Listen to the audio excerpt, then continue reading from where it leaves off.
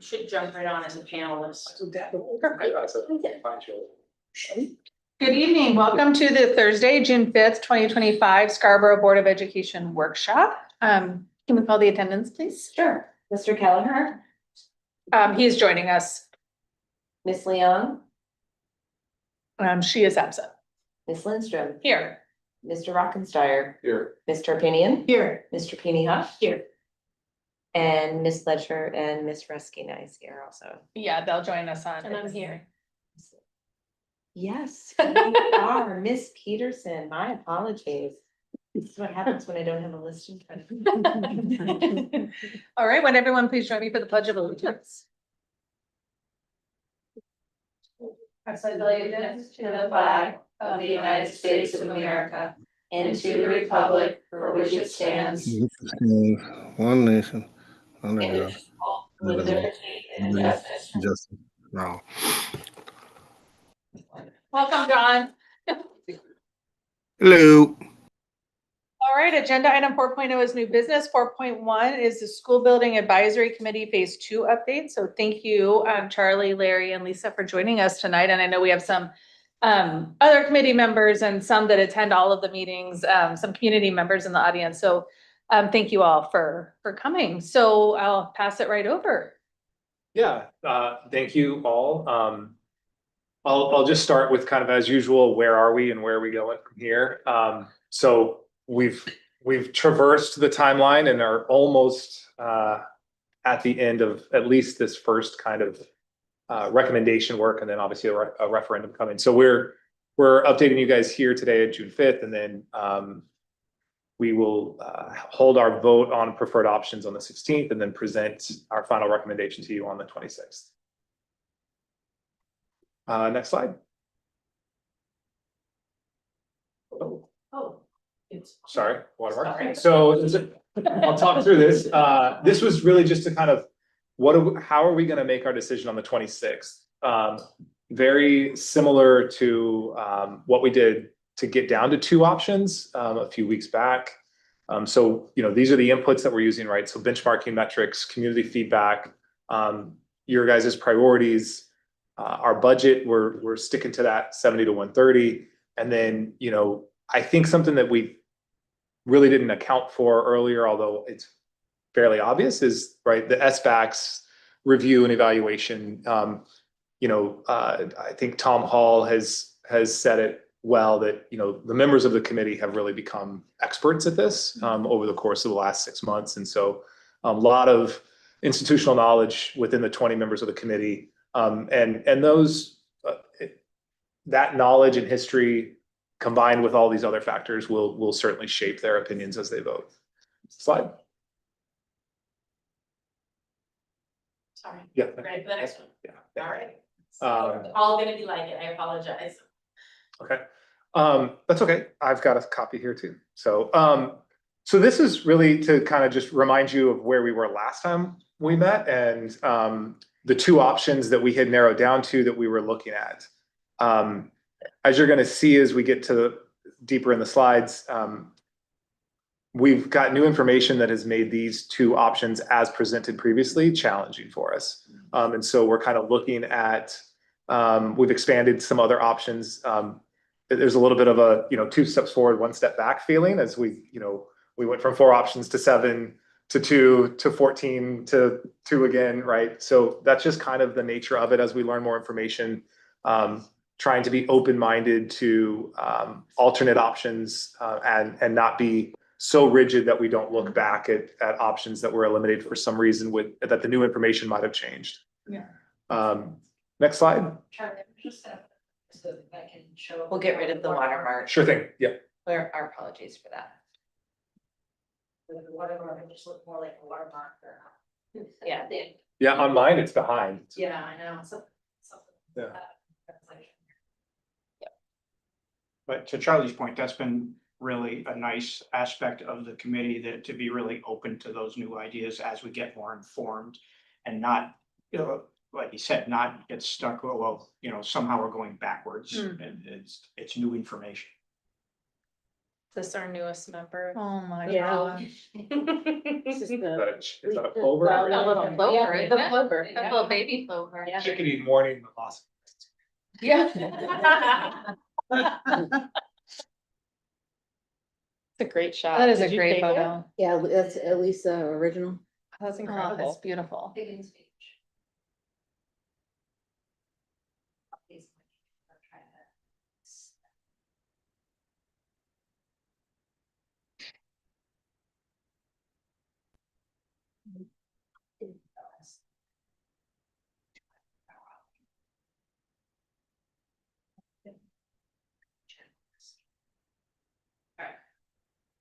There. Okay, next slide, please. Thank you. You can go one more. The benchmarking metrics have not changed since you guys ratified them early on in the process. So just as a reminder, kind of what are we working to, what are we trying to accomplish here? Next slide. Community feedback. So just a couple of notes on the most recent survey was interesting, right? So same kind of feedback around cost and things like that we've come to expect. One of the interesting things in this was when we asked about deferments and cost saving measures, those were very unpopular across the board. And so as I said in the counselor corner, you know, it kind of seems folks want their cake and eat it too. We're trying to keep that budget number in mind, but also not defer certain things and keep as much of the scope intact as possible. It seems to be what the community wants, which is good. That's what they should be asking for. And then flexibility was another key component of the feedback around, you know, we heard a lot from folks that at this point, they're going to support, right? They just kind of want to see a solution come through. And then, you know, where you had some broad support for one, so really the survey indicated that before we talked about operating costs in the survey, there was still that strong kind of sentiment towards neighborhood schools. And then once they were presented with take the operating costs into consideration, that leveled it out. You still had a slightly higher support for the neighborhood schools, but it was within the margin of error. And so almost even support once you start to consider that. So those are some of the more interesting outcomes from the survey. Unfortunately, good that the community is starting to kind of think about this more broadly and open themselves up to different options. The difficulty for us is it really wasn't helpful to inform our decisions. Next slide.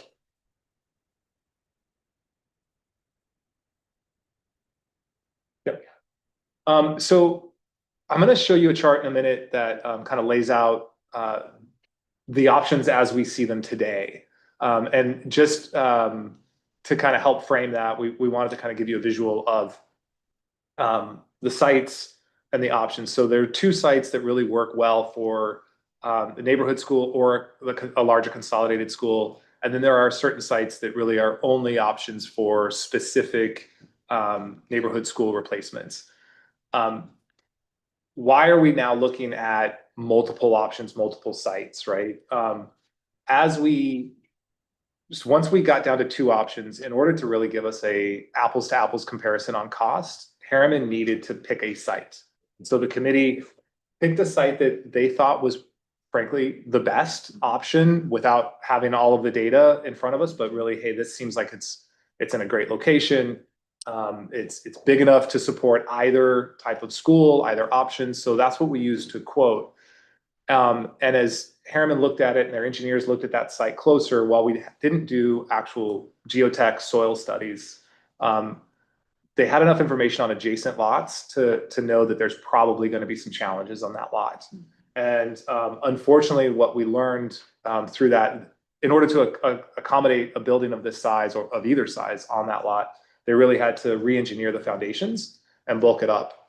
And in doing so, that added almost $20 million to the cost of the project to either options. We went from right at that 130 mark where we were hoping to go down up to the 150 and above mark. And so Site procurement, yes.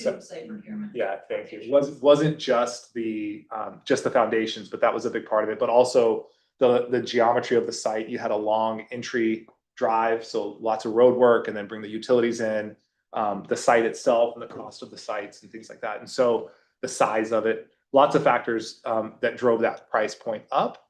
And so, you know, that first meeting when Lisa presented those numbers kind of took the air out of the room. And the committee just sort of went, okay, I don't want to say back to the drawing board, but certainly what are our alternatives, right? As nice as that site is from a location standpoint, if it at that price point, it's probably not feasible that it would pass referendum. And so we opened the aperture back up to look back at some options that had been voted down or eliminated from us, and even some new options. And so that's what I'm going to show you on the next chart. Next slide, please.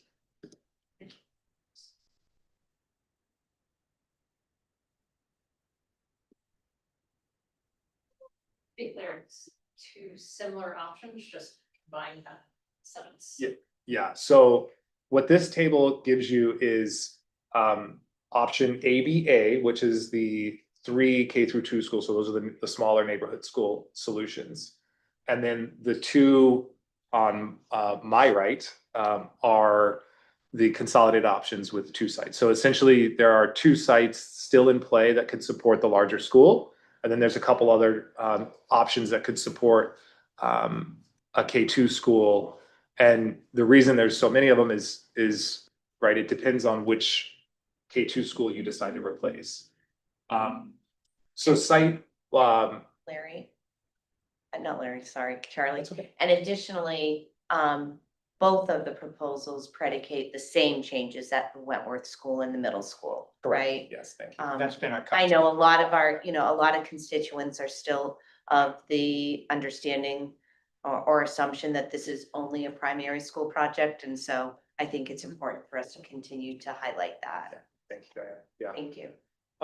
And so essentially, as you see that subtotal line, I know this is a bit of an eye chart, but it really, I think it's the best kind of summary of all the options in one place to kind of help us with it. I do want to point out as well as we talk about this, this looks like it's all about the dollars and the site. That's obviously a major factor to our decision. But these options also, any of these kind of have the same benchmarking metrics they need, so we're not looking at these from a perspective of, well, this one accomplishes A and B and this one only accomplishes C and D from benchmarking. They're kind of the same across. So that's why this is focused more on location and money, because those are the 2 variables right now that are really differentiating the options. And so, Can I ask you a quick yes, question? ma'am. So if I just heard you right, all of these options do cover the benchmarks, and that includes the playground fields that are aligned to the standards. All of those are. I don't want to misspeak. I'd have to refer to our benchmarking stoplight charts. I think there are, No. they don't all accommodate the fields, And right? I don't think that the Pleasant Hill, when replacing Pleasant Hill, had the same benchmarking as 8 Corners. Yeah, so yes, that's true. So I'll go through these quickly. So 8 Corners on site 1 versus 8 Corners on site 2. So those are just different sites, and the difference in the dollars there really comes down to procurement and site requirements. And then, so those were really what we were kind of looking at the beginning. And then as we looked, a new option would be to replace 8 Corners on site. And so that would be phased construction. You would basically build half the school, maybe the classrooms, and Harriman is still kind of helping look at different phasing approaches. But for example, you'd build the classrooms first, keep the students in the portables while you did that, build the classrooms, and then demo the portables and the classroom parts of the existing school. Then demo the cafeteria and all of the shared services, and then build that part of the school. So it'd be a multi-phase approach to where you'd still have students on site. You'd be, rather than just doing renovations, you'd actually be building a new school. And then the one kind of right in the middle is AR is addition renovation. So that's sort of what we were looking at across the other two neighborhood schools. In this case, you would do 8 Corners addition renovation. So in that option, you wouldn't have a new school. You'd have a new K through 2 school. We would basically do additions renovations at all 3 schools. And then we looked at a couple other sites, and based on their location, really would only work if you were to close it and replace Pleasant Hill instead of 8 Corners. And so that's why those 2 options came back in, was because those, just where that land exists. I do want to point out site 3 is a town-owned lot. That is the Black Point Park over by St. Max Church. And so, so that site would not require procurement costs, but there's still some fairly significant site work that has to be done there to support the school. And then site 4 is another site that would only work for Pleasant Hill. And then as we look at the options for the consolidated school, you really only have 2 sites that are large enough to support that are available. And so all of these numbers assume that those sites, so everything except for the existing 8 Corner site, we're assuming that they're all, I'm sorry, in site 4, but the other ones we're assuming are going to require that kind of beefed up foundation. So that's the highest end of the price. Once we select a site and can move forward with committing funds to geotech and things like that, and actually doing traffic analyses and things like that, we'll know more about what kind of foundation we need. That's a lot. It's an eye chart. I'll pause there and we'll answer any questions on kind of the options we're looking at. Actually, I do want to just call out so the yellow line is sort of the subtotal with full scope of everything. And then the white line underneath that, where it says with middle school option 1.2. So that's a savings of 8.8 million. And that 1.2 option essentially builds an addition onto the middle school to support the existing 6th grade classrooms, but it's a 1-story addition. It doesn't have the classrooms on the 2nd floor that would support the 2030 to 2033 projected enrollments. So you get the cafeteria expansion, the art and music expansions, and you get the 6th grade into a structure rather than a portable, but you wouldn't have the classroom space for projected growth in 2033. With that, I will now pause and ask. I'll let you guys ask questions on this slide, and then I think I just have one more kind of next step slides. If you guys got all this with no questions, you're way better than me. I will say that if you look at the new line, the 1, 2, 3, 4, 4th line down, you can see the cost difference with the procurement and the development at 8 Corners, right? Like that's how I understood how it was explained on Monday night. Is that fair to say? So if you look at 8 Corners on the 8 Corners site, if anybody's wondering why that new building costs less than 8 Corners on site 2 or 8 Corners on site 1, it's the development, the procurement. Yep, so it's the difference between the soils, assumed soils at site 2, lead us to believe that you will need what's called HMLs, it's a reinforcement of the soil, which becomes quite costly. And then the site procurement at site 2, which at 8 Corners, the soils indicate that traditional foundations can be used and there is no site procurement. So yes, to answer your question, that is the big difference between site 2 and the 8 Corners with rebuilding. And there was some discussion that we had on Monday about the 8 Corners on the 8 Corners site, about if we're redeveloping that site, we have to move portables. Are we capable of moving those portables? Do we have a place to put those portables? And Todd was going to be looking into that, I believe, along with your assistants. We're looking at that right now. We have been studying that site this past week, and we believe we have a approach that would not require us to do the portables, to keep them in operation during construction for a new build as well as an ad runner, but we're still fleshing that out, so we'll be able to report on that on Monday. And sorry, I know some things from being an inspect, but for all of us, can you speak to the time frame at which construction will last for each of these options? We don't have that, with us tonight to be able to speak to that.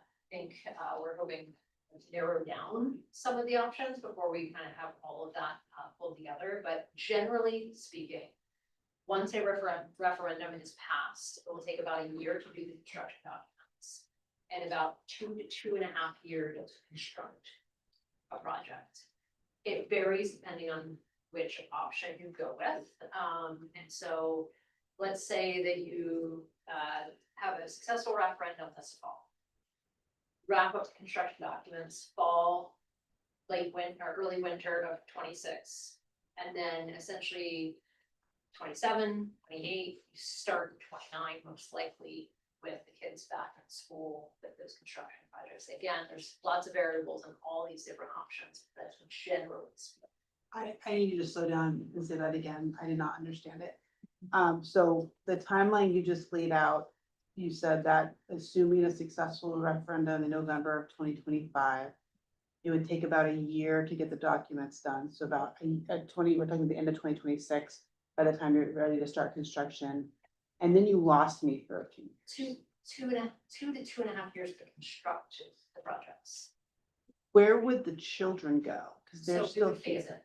So what we would do is depending again on which, if it's been a new build on a new site, that's an easy one. If it's a renovation expansion on an existing site, and this is where the timeline may vary depending on which option. Mhm. What we do is we build the additions first. We build the addition, So spaces that's not currently being used because you're gonna put the new space on first. put the new space on Yes. first, then we would move the students to the new space. And then turn around and renovate the space they were in. I find that extremely confusing. So for like Wentworth, for like, the Wentworth edition, that makes sense. For me, for the middle school editions, I can see that. But for the 8 corners, you're telling me you're gonna put the kids in half of the school, We're gonna which, we're gonna build a new portion onto the school. where there are no portables now, I mean, because like there's no more space to put. That's what we're There's studying no right kids all now. eating kids right now and that's full. That's what we're studying right now. I'm Okay. not saying it's gonna be, easy. There will be, things that have to be worked out with parking and drop off and things like that. The parking is a nightmare, it will be bad no matter what. What, like physically where the little body's gonna go, because Go into, so, this is not making sense to me. yeah, that's fine. I'm trying to Yeah. explain it so that it will. So if you have your school, Mhm. your school is here, your Yeah. portables are over here. Mhm. Let's say that we build an addition over here. Okay, so the addition is not gonna be in the existing Correct. school site. Okay, Correct. okay, We will that, build the that's the addition. Should issue. be on just green space. Yes. So where would the kids go for recess? We, in 8 corners, for example, we're not touching the top of the hill where the playground is. On other footprints, though, it may be challenging, may right? be, Because as yeah. we talk about addition renovations, if you think about the Pleasant Hill site, for example, there's not a lot of shuffling around that can happen because they already have an undersized playground. So there's going to need to be a lot of creative thinking and problem solving during that time of construction. And how long are we gonna impact these kids? These kids are only in those schools for 3 years if they start and finish in the same space. That's best case scenario, 2 to 2 years. So we're gonna send a class through each of those primary schools that are gonna have to do kindergarten, first grade and second grade on a construction site. If that's the option that's selected. And Glad my kids are at elementary school. Just because they got that. And can I ask a question about the timing on this? So you said opening doors, hopefully 29. Depending on the option, yeah. And then for the district, my understanding is our population bubble starts in the class of that is entering. in It'll 20 start in 28, but again, right, like that won't be fully realized in that first year. Right, because it'll just be an increased kindergarten classroom. It really is only in year 3 where so really in 2030, where it will become a really serious problem because the expectation is that population will increase, right? So if we have to absorb 40 kindergarten kids in 2028. Or fit, right, like for one grade, that is a very different type of problem than we've got an increased kindergarten, an increased first grade, an increased second grade, and trying to solve for all of those simultaneously. So for the, you know, I know you don't have a crystal ball. I do Wouldn't it not- be nice if we all did? But as it currently stands with the projections on the neighborhood options, the ABA options, all of them. Currently, we don't foresee anything definitely needing us to purchase more portables in order to house the students that are coming. I mean, that's not a guarantee that I can make, Crystal right? ball, Because okay. I can't speak to, you know, who's gonna register for school. Okay, Yeah, and I think we've said in the past, we've asked, we have it as one of our goals to look at that, right? Look at what the temporary plan is going to be, but I know Diane asked and we all agreed that it would be okay to wait until we knew what the solution was, right? And if it Correct. passes. So once November happens, then that planning like gets into full swing. What are we gonna do in the meantime? is yeah, basically- I think what I was kind of hoping to understand is the full cost. So like, Mhm. SBAC spends a lot of time on construction costs, a lot. Mhm. Very minimal on operating costs, very minimal, just You can saying. come back around to that, because that's where that's where I spend a lot of my time. Yeah. But my concern is if we're just not capturing something here. So Mm. it sounds like it's not something that we're foreseeing as a potential add-on, because all of the numbers across, other than Eight Corners on Eight Corners site and Eight Corners at Reno, pretty comparable, except kind of site 4, which is kind of an outlier, but all pretty comparable. But if we're missing something like, hey, we're gonna have to buy 5 portables in order to get us through this, that could really increase price. Yeah. I Again, mean, a temporary solution may be that class size has to increase. Has to be for a bigger, period of time, right? Yeah. sure. Yeah, that we can't accommodate our goal of right? number of students. per class. Because if you think about the exorbitant cost of adding a portable, right? Yep. It's not just living on wheels in a parking lot for the year.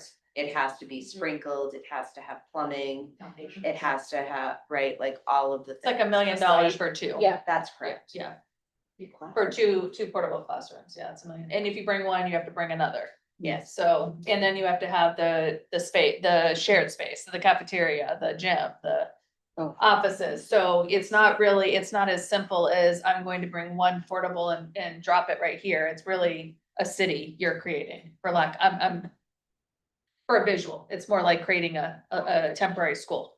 Yeah, and I think that Like creating. Right. I'm talking about if you have a temporary solution and it's not as easy as saying, I need one classroom, one portable that's going to fit one classroom, because you have to, if you bring one, you have to bring a second. But when we have let's say we use Memorial Park just as for our temporary site, and we dropped 2 portables there for 2 classrooms that we needed as overflow.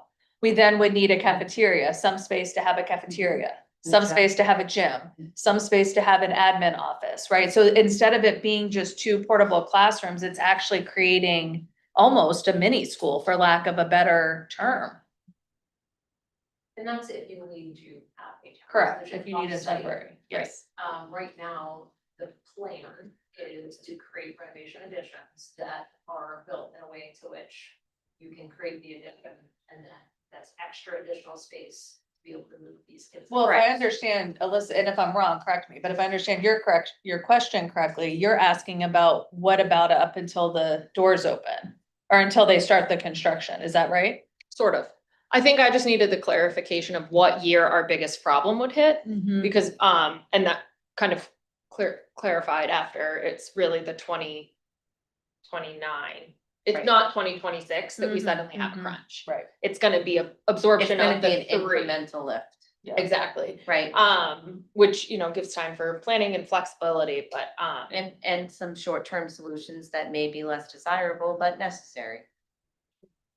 Let me go back to how much are we factoring the impact of this on students? Because I'm thinking about if your kindergartner enters a school that's gonna be under construction for their entire primary career, that kid has to learn how to read with jackhammering going on.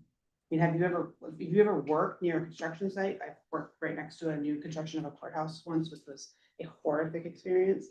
But I'm just trying to think of the impact on the kids. Like, how much are you talking about that? A lot. I know as adults, Yeah, we no, I can see mean, 3 years isn't a big deal.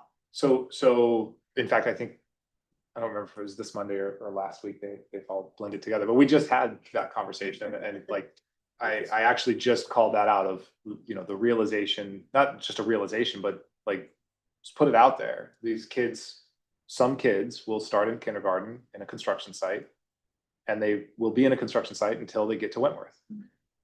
That is a reality of this, and the line of questioning here is, it's good, right? But it highlights the fact that there is not a perfect answer here, right? The best answers, the best solutions aren't within our budget. And that's just the hard reality that the SBAC is trying to wrestle with. To work within the budget that we have, these are all trade-offs that we're talking about and trying to work through. And frankly, the community feedback to this point has continued to drive the cost issue above some of these other issues that we're talking about. And that's an unfortunate reality of kind of the data we have in front of us that's shaping our decisions. So turning to the operating costs, I mean, that I found the survey really interesting. And the results or the presentation of that, especially because, it was interesting how that flow went, where people prefer the 3 schools, the 1 schools, until we start talking about operating costs. I'm really concerned that we're gonna make a attempt to save $20 million off the cost of operating, and that's that number's variable. And that's gonna be on the backs of our property taxpayers in perpetuity based on operating costs, because we're talking, $2.6 million a year.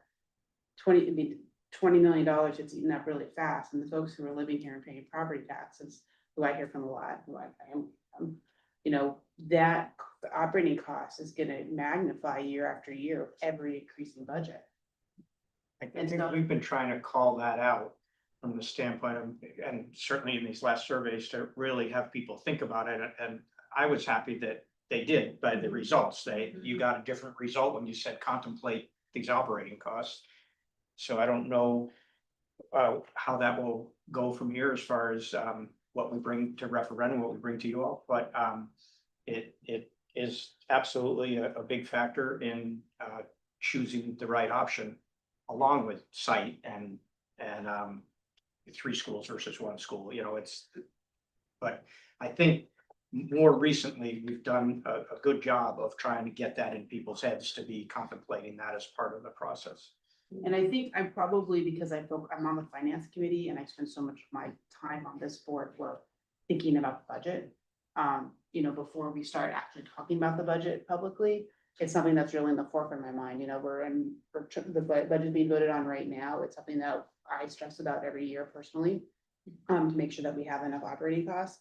And the idea of signing this up for something that's going to exponentially increase year after year, again, in perpetuity until we replace these buildings. I have a lot of heartburn over that. And I just feel like it's an afterthought. I feel like it's been treated like an afterthought throughout a lot of this process. I've said this before publicly. And that's not your fault, it's not your fault. I think you've done a lot of thoughtful, really good work. I'm just really concerned that it's a little too little, a little too late. On, now at the 11th hour, people's feelings are tied up in these 3 primary schools, which will look nothing like what they do now. When you guys get done with them, because these schools are gonna be radically altered. Those sites are gonna look really different.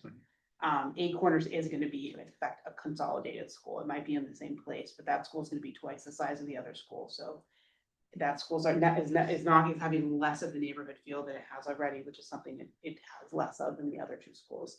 I just have a lot of concerns over sort of how this is tracking, but I feel like there's been such a emphasis on the cost of the project, which I understand why, based on the original survey, like that makes sense to me.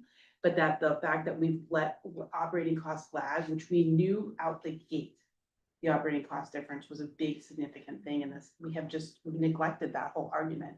And I know that future school boards, I don't expect to be on the school board in 30 years, but I know that whoever is on the school board in 30 years is going to be fighting to pass a budget that could be millions of dollars less every year, if we go with an option that is obviously less expensive out the gate. I wonder if there's a way. I don't speak numbers often, so I'm thinking as I'm talking. I wonder if there is a way while you are doing your considerations as a committee to graph out. Cause I'm gonna add on to what Freyla's saying. There's going to become a point where we as taxpayers are still paying for the build. And we're paying for the increased salaries that year over year are going to be more and more, right? There's an inflection point where those two numbers are gonna meet and the taxes are gonna be astronomical. Yeah. And so I wonder if there's a way, what is the guy's name that does the finance on there? Dave, I wonder if Dave could find that point. Because if you think about your years at the, there's a few years in the process where the taxes are high for the build, whichever way you go. When you're adding the salary cost to that, that's going to be a really, really, really big number. Remember, the that's also- salary cost is actually the reverse of the way you're That's right, describing yeah. it. It is a $2.6 million savings if we take a I'm conservative. talking about the three schools. Right. Yes. But that's what it is. I'm saying the Right. neighborhood schools, so if there's I'm just gonna choose. Option 1, 2, 3, 8 corners on the 8 corner site for 129.2 million. That's the total. As you go along, there's a few years on that chart where the taxes are high. Mhm. There's also going to be the staff cost is going to continue to increase. So this is coming and this is coming. Yes. When this meets, we're in for a hard time. Just to be clear, right, I think that, I'm with Diane, I think you're thinking about it backwards, you are already staffing the 3 schools. We are currently staffing that. So that Yeah. doesn't change, that's a constant, that changes with inflation and all, CBAs and all of those things. Yes, yes, but. Well, it's an undercount. What you'd be asking us to do is essentially Back to your cost savings. project the savings. Yes. Not the cost increase, Correct. and map it, I mean, you could map do the it, yeah. opposite, map what the costs would be if you only had to staff 1 school versus the 3, because we're not changing that, right? You already have those 3 schools. And I think it is a challenging thing to map in general. I'm not gonna. Diane's job's very challenging. I'm not gonna pretend to be able to forecast once again with my crystal ball. Staffing changes in education, changes in availability of staff and everything, we could project out 5 years. But if suddenly a law changes and we need to provide more staff, different staff, Mhm. things like that, I don't know that we necessarily need a graph to understand if there was a bill that was passed, say, every elementary school needs to have an available speech therapist. We now are paying for 3. Again, just an example. Yeah. Rather than, what's that? The nurse. A nurse, yeah. We have that. But I don't know that we could accurately predict like a number based on like changes in how staffing. I feels disagree. today. Yeah, I I disagree strongly too. disagree. So first of all, the 2.6 million a year is undercounted. And the reason for that True, it's is only- because salaries go up every single year. Yeah. CBAs change every 3 years typically. Trust me, I'm in the middle of negotiating. I understand this really well. And so that 2.6 million is based on 2026 salaries. Those numbers increase every single year. So the cost savings actually increases every single year that you operate a consolidated school. It's not a little bit of savings. And at $2.6 million, within 8 years, we're at $20 million. Well, and $2.6 million. That's how fast it adds up. It adds Based on up. today's number of kids. Yes, too. and this is talking about into the future. So I guess what you could do is you could do both graphs. Because if you chose, again, I'm just taking 8 corners at 8 corners site for 138 million, I guess, on the subtotal line. As the population increases and we get to those higher numbers, I'm going to go out on a limb and say we're gonna need more teachers.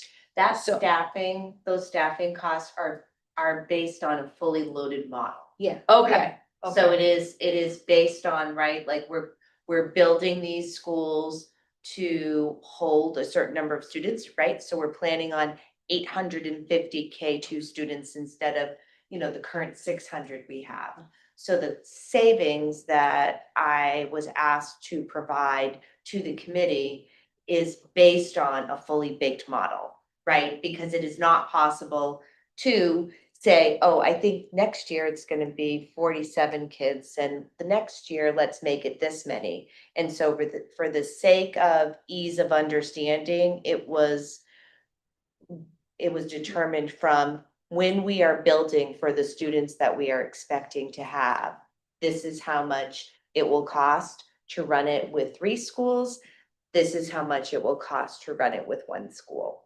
And the reason why I'm harping on this is because I think this information has not been front and center in your committee. I've been irritated about that in the past, as you well know.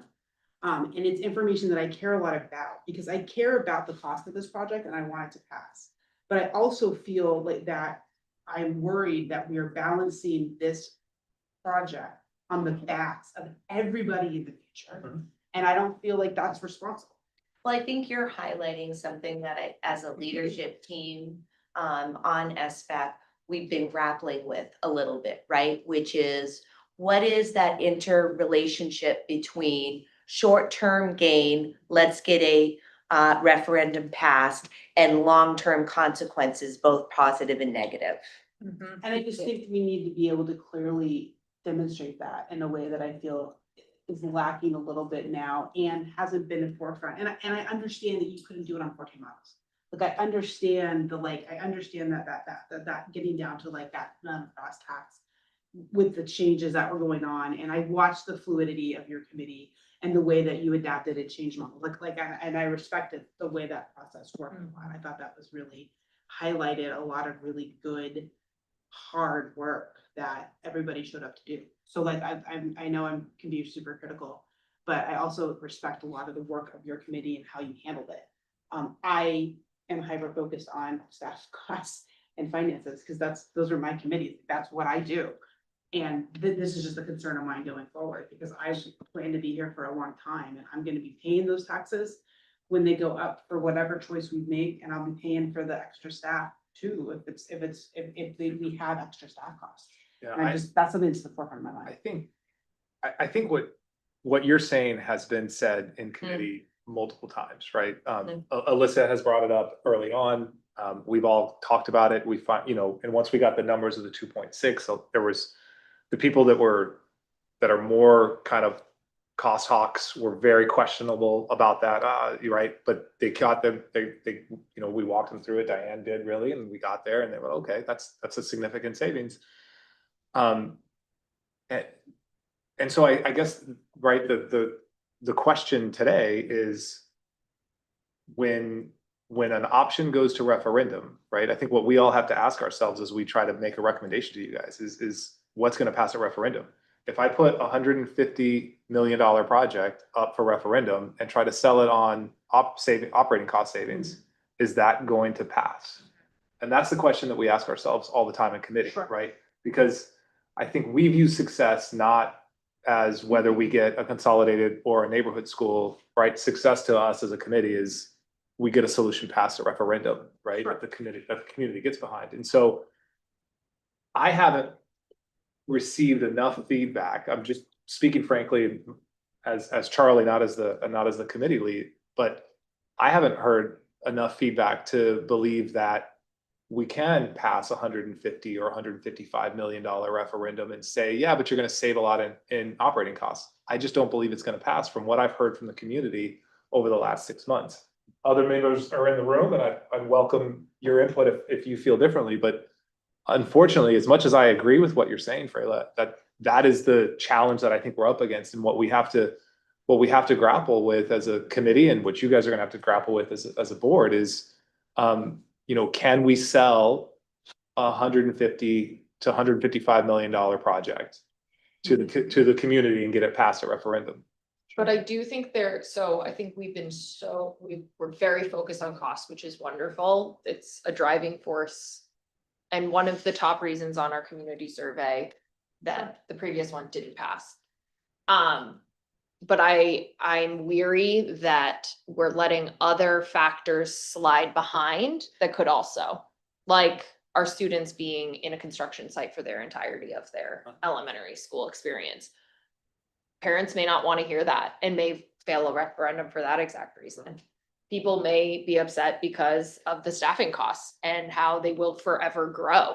I think, you know, we've done phenomenal work over the past 18-ish months, you know, through SBAC 1 and 2, trying to pull together all of these factors.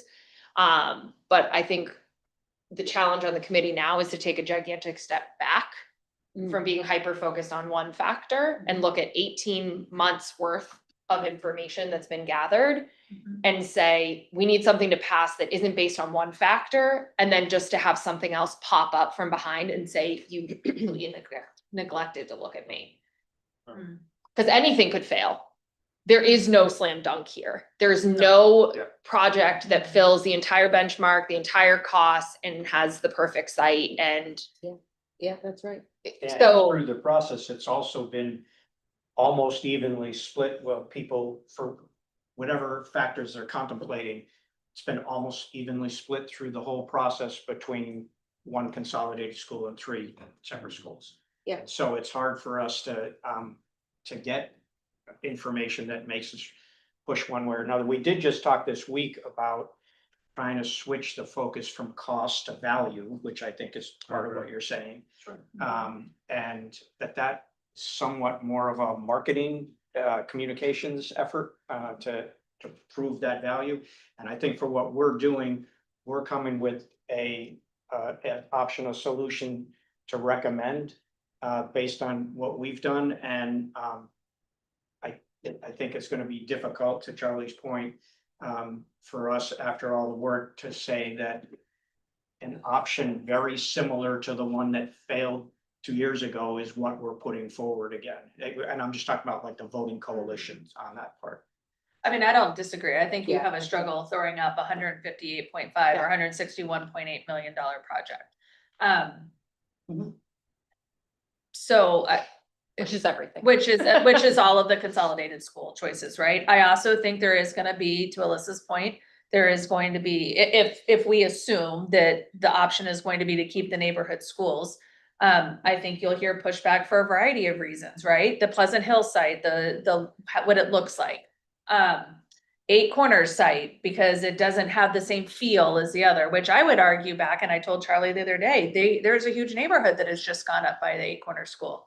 So does that change the mentality a little bit? There are going to be families in there. It doesn't have the walkability of Pleasant Hill, but it does look a little bit different. And I think we do have to recognize that that is a neighborhood, whether it looks like a traditional home neighborhood or not, it is a neighborhood. So I think you're gonna have varying, I mean, the bottom line is we can't please everybody. That's the reality. We can't. As much as we all want to, we cannot do it. But I do have 2 combined questions, I think. Diane, if you, because the middle school, I float back and forth between option 1 and 1.2. If the committee decides to scale back to the 1.2 middle school option, what do you think about, for our district, how does it feel to you if there's only a 1-story addition from the beginning? If you're asking me specifically, I Mhm. think the difference between the two, right? The 2nd-story addition is to address future expected enrollment. And so if there was a decision to defer that at this time, then somehow there would have to be the need to revisit that in about 7 years so that we could ensure that we were ready when that peak begins to affect the middle school. Right, so given the timeline that we just heard, you would pass this project. Let's just say that this committee chose one with the 1.2, we pass the project. And then immediately we would need to go back to referendum for the 2nd story. And hope that it doesn't cost more than 8.8. I think, Correct. so I just want to share kind of the discussion that has happened in committee on that particular topic, right? Because we walked through that timeline on Monday, right? Yeah. Of like, Right. the reason that this is really a discussion in committee is because post-COVID, we're only looking at 3 years today. We have 3 years of live birth data. That cohort of students that would hit in 2033 are live births today. Yep. What we don't know is that a bubble where it's a 2-year bubble through and you spend an extra $10 million to build a second story that you really only need for 2 years, right? Or is it a trend? Right. And so every year that you get new birth data, you'll know more.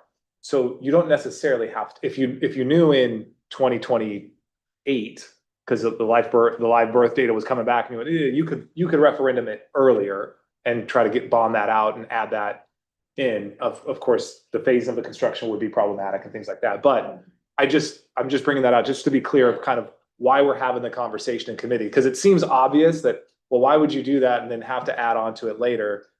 The reason is because we're working with imperfect data. We're not 100% sure that you do actually need that long term. So. Yeah.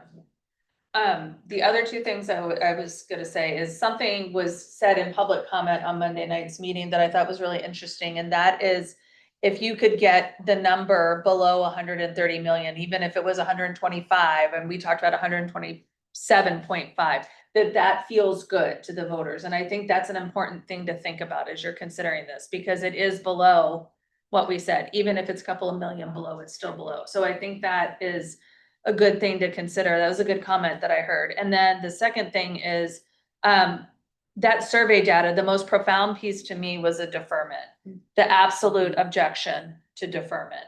So I think that this committee really, really, really has to keep that in mind. So the things that, as you go through and you start nitpicking and thinking about things, can we take out to lower the price? I think you should be super mindful of that, because this community has very loudly told you no.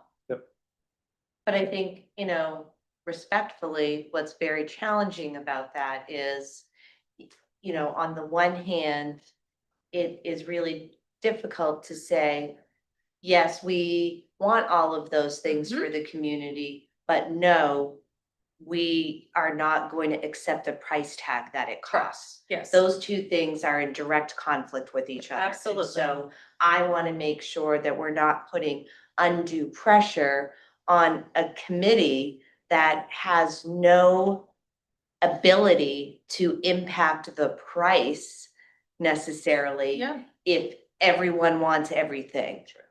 Well, and there's no way to give everybody everything and not defer and keep the price under 130 million. Correct. I mean, you can see that with this chart now. Right, and again, like even in the committee, there has been discussion about, let's look at the quality and durability of materials being used. And I would just, suggest, sure, can we cut costs by saying, let's choose less durable carpeting? Let's choose carpeting or flooring that has a 10 or 15-year lifespan instead of a 30-year lifespan. Again, that is a fine short-term solution, but it is going to have long-term costs when in 15 years, all of that needs to be replaced instead of it having, a longer, more expected commercial shelf life. Yeah, and if you had a longer commercial shelf life that gets you through paying for this building, then it becomes a little bit more manageable. I would think anyway, logically, when you're thinking of construction, if I can get through paying for this entire project without replacing all the carpet at the 3 schools. Yeah. Yes, so, That's just one example, right? right. And so that's actually like one of the easy gets for us, right? Is things like carpet, flooring, paint, right? Windows. Those are things that are in your CIP budget already. Mhm. And so, while we're not trying to move from one hand to the other, the reality is we can move some of those, we can defer some of that to CIP. Yeah. Because those are things that are gonna come up in CIP anyways, and so we don't necessarily have to include those in the capital project.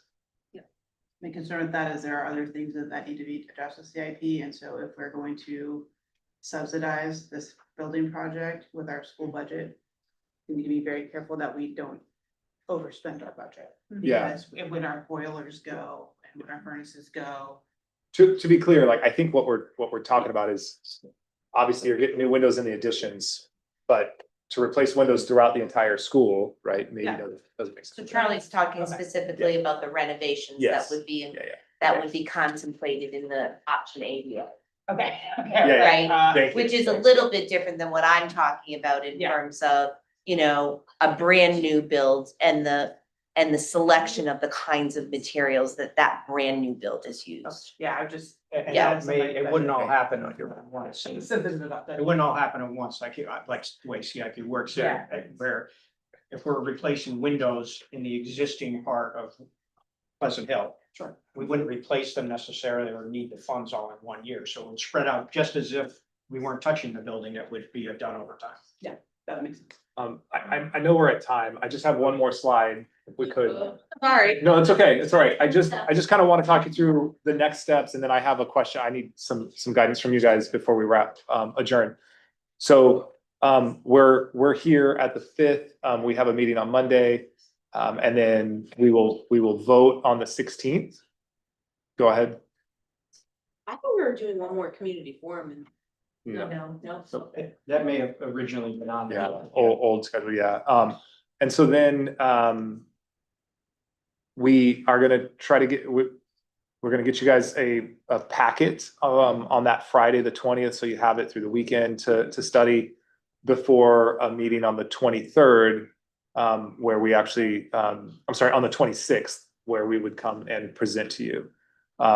We have a meeting on the books for the 23rd, where we'll just kind of talk through next steps. And that's really what I wanted to ask of you guys is, after the June 26th, what is your expectation of the SBAC? Are we disbanded at that point? Do we have work to do throughout the summer? We don't have any tasking or kind of guidance for how the committee should work through the summer.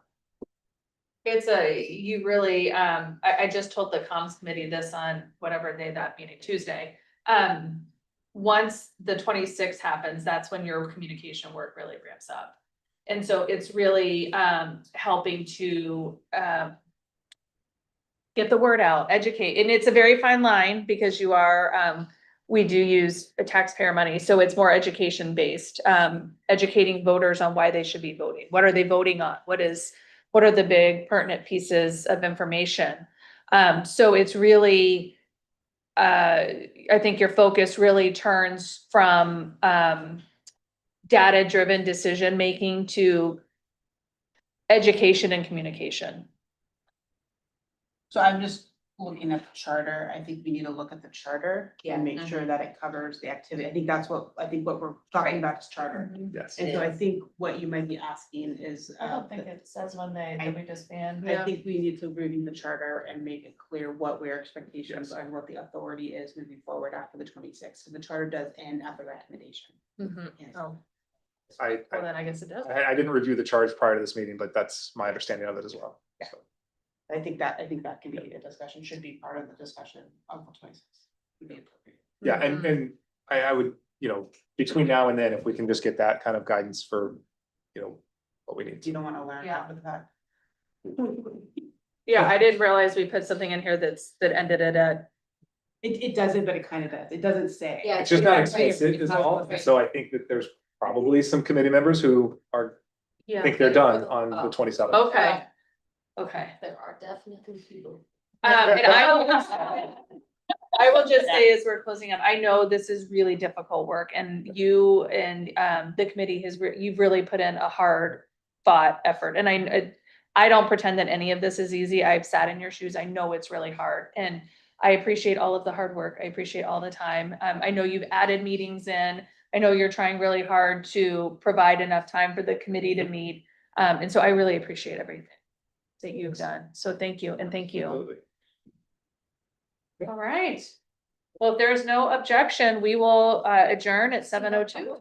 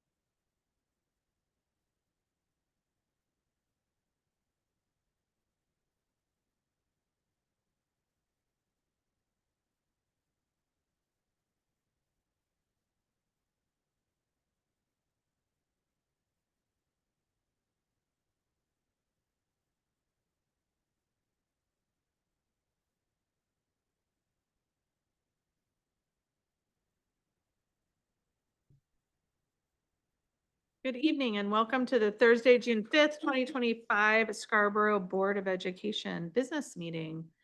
Can we call the attendance? Absolutely. Mr. Kelleher, Here. Miss Leong, Here. Mrs. Lindstrom, Here. Miss Peterson, Here. Mr. Rockensteiner, Here. Ms. Tarpinian, Here. Mr. Peony Huff, Here. Miss Ledger, Here. and Miss Ruskina. Perfect. Thank you so much. Before we begin tonight's meeting, I just wanted to take a moment and recognize the recent loss of one of our students, Jay Fowler. Our thoughts as a board are with her family, her friends, her teachers, and all of those in our school community who are grieving. So if everyone can please join me in a moment of silence.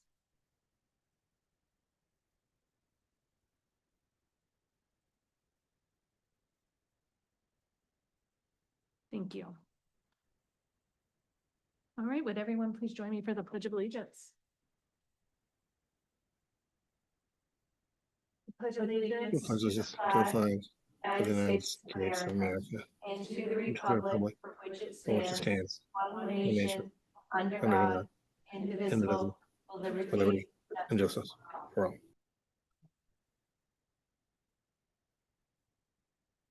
Okay.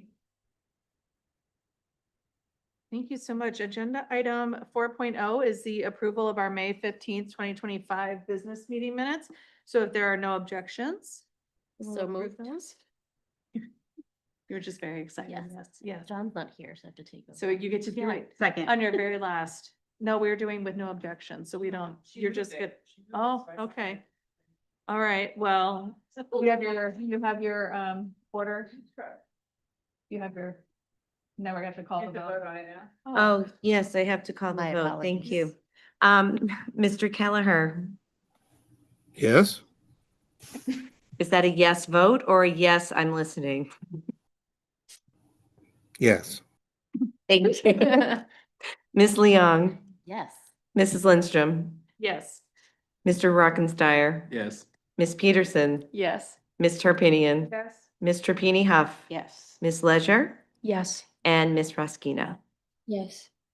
All right, thank you so much. Agenda item 5.0 is a consent agenda. It is a non-action item, but just for the board's information, the May resignations, retirements, and new hires is in the board packet. Agenda item 6.0 are adjustments to the agenda. I do have one adjustment under 6.0. I'm going to make a new 7.0, which is going to be student spotlight awards. The students do have some spotlight awards they're going to present tonight. All right. Without objection, we will add that. All right, so agenda item 7.0 then is our spotlight awards. So we'll turn it over to Grace and Abby. So for the month of May and June, we have two Spotlight Award winners. Our first one is Shraddha Reddy. And I think Miss LeClaire is not here tonight to share anything, but I'm going to read what Miss LeClaire said about Shraddha in her like blurb on the award form. She said, Shraddha is a student who is always seeking out new knowledge. She is self-motivated, extremely open and accepting to all students and teachers. She prioritizes personal development. She is teaching herself the piano from YouTube videos, and she plays the flute in our middle school band. She is a silent leader and role model for her peers without even trying to be. She communicates with peers and adults fluently and is accepting of all ideas and challenges. She takes advantage of enrichment activities when they are offered and occasionally seeks these out on her own as well. So congratulations, Shraddha.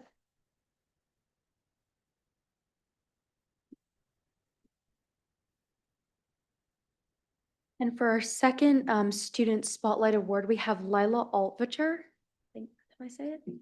And Mr. Reagan, if you want to come up and say some stuff about Lila. Sure, thank you. First of all, I want to thank Mrs. Crosby for her leadership and support. Lila has shown great leadership and growth throughout Wentworth. She's thoughtful, hardworking, kind, and a creative artist. Lila leads by example. She's presented on the announcements, the Thoughtful Thursday announcements, where she shared with the school about her Passamaquoddy heritage. She also volunteered to help when we had guest drummers, the Bonawupskek drummers. She volunteered to wear her regalia and she danced for the whole school. She makes my job easy. I'm proud to be her teacher. I do know one thing, don't challenge Lila to a arm wrestling competition. She's tough. So I want to thank everybody and I appreciate it. I want to give Lila a hand. Well done.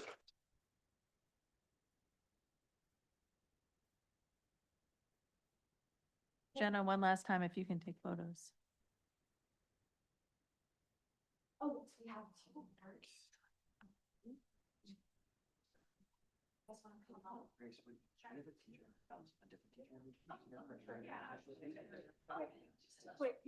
That's okay. That's fine. Mrs. Herondine and Mrs. Leclerc and I had nominated Shraddha for this award, and you have read the information, but I just wanted to add that I do have her for crew every morning and social studies and math class every day.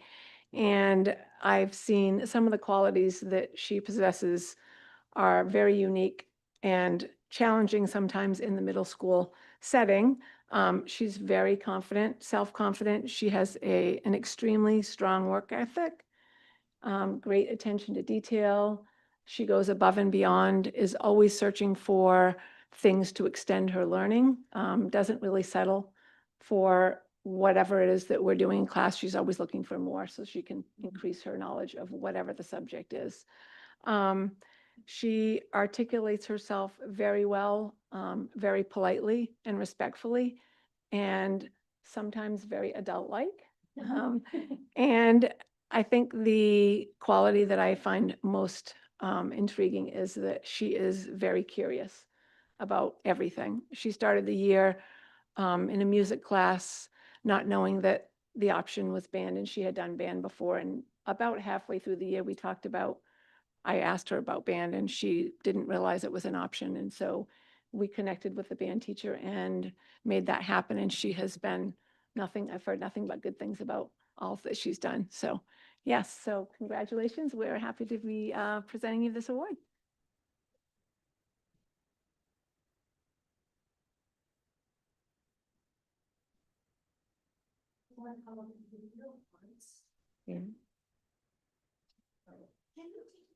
Oh, please. Yes, absolutely.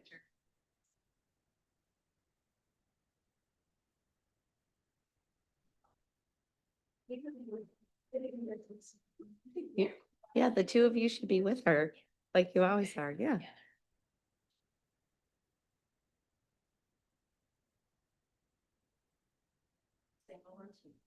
Can you, wait a minute, can you let mom come up and take one of the three of you? Yeah. Of course. You want them? Well, yeah, Grace and Abby, you get in there too. Go in the middle. I'm gonna write this whole thing. Congratulations.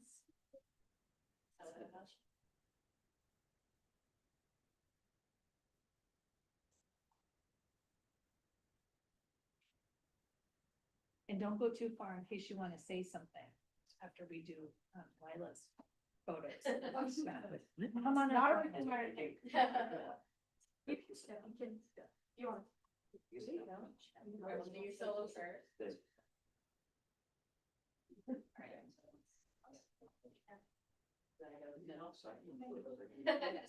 Sure. Down the middle.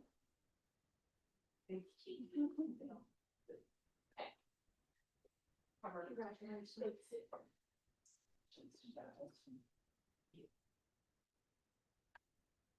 Oh, do you want to come and say anything? Would you like to come up and?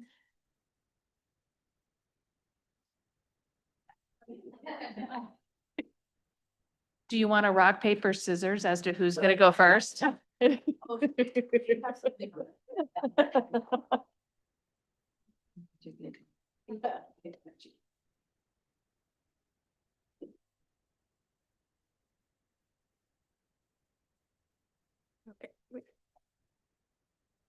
My name is Lila Altvader.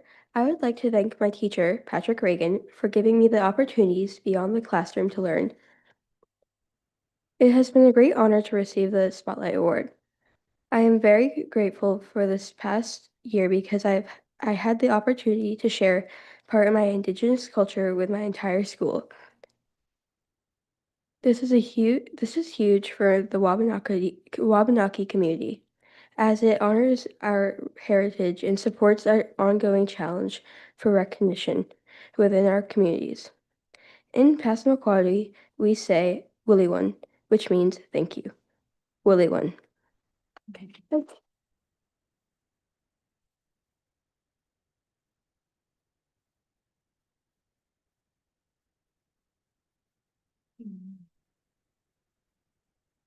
This speech is dedicated to all the teachers that led me here. If it weren't for them, I don't think I'd be standing here telling a speech right now. So, an advice to all of you is just that believe in yourself and you'll all accomplish your life challenges. If you smile often, you have yourself to support you.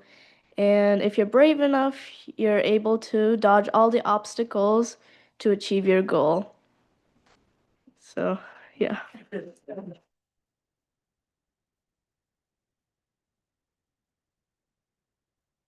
That was lovely, both of you. Thank you so very much. Is there any comments or from the board? I'd love to make Yes, comments. please.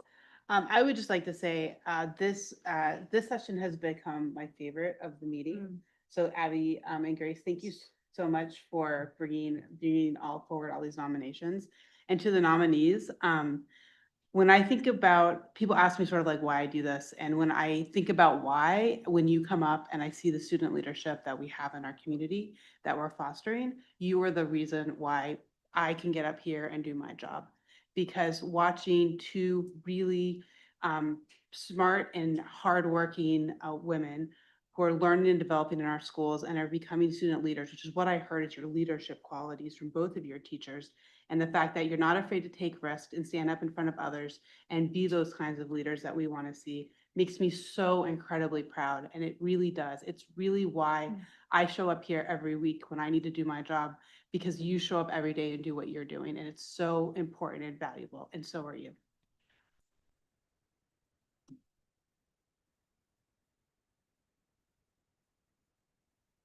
That is wonderful. Congratulations to both of you. This is really, echoing what Freyla said, this is really one of my most favorite things that we do as well, because it's not often, sometimes we forget to tell people when they're doing good things, right? We're quick to say when things don't go right, but we're not as quick to say when things are going really, really well, right? And when you do something that's impactful.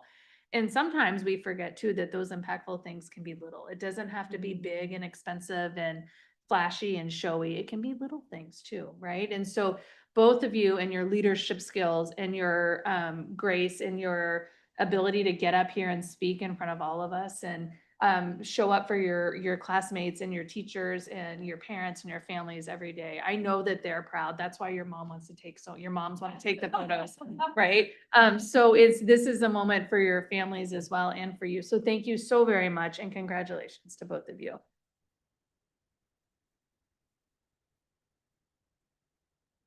All right. Hopefully you get some ice cream. Say thank you. Yes. For fifth grade dance. Oh, have so much fun. No ice cream for you then, a dance for you. Have so much fun. Thank you.